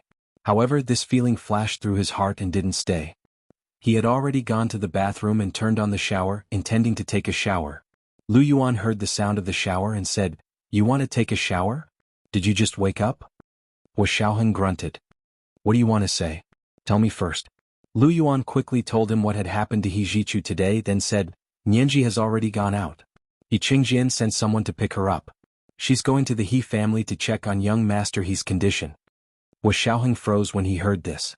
After a long time, he slammed his fist on the bathroom counter and squeezed out a sentence from between his teeth. "He Qingjian, that old fox." "What's wrong?" Lu Yuan frowned. "Is there a problem with He Qingjian?" "Don't worry, he won't do anything to Nianji." "Are you sure?" Hua Xiaoheng's eyes were cold and murderous. "He wants to keep Nianji in his house. If He Jichu needs Nianji, whether it's a relapse of his old illness or a new illness, Nianji will be his ready-made medicine." Lu Yuan was shocked. "Are you saying that He Qingjian actually has this idea? Could it be that he has other ideas?" Hua Xiaoheng asked decisively and threw the towel in his hand to the ground. He asked Nianji to be his lawyer. It's a stalling tactic that he can attack and defend himself at any time. Do you really think that with He Qingjian's status, he still needs to fight a face-to-face lawsuit with the Qin family? It would be fine if the Qin family didn't provoke him, but now that they have provoked him, he can destroy the Qin family at any moment if he wants to. He can crush Wen Shui as easily as crushing an ant. Lu Yuan was silent for a long time. He asked in confusion, "Why are you so sure? I've been here for more than 10 years. Why don't I think?" "President Lu, you actually don't know much about He Qingjian over the years because your circles don't intersect much. But I'm different.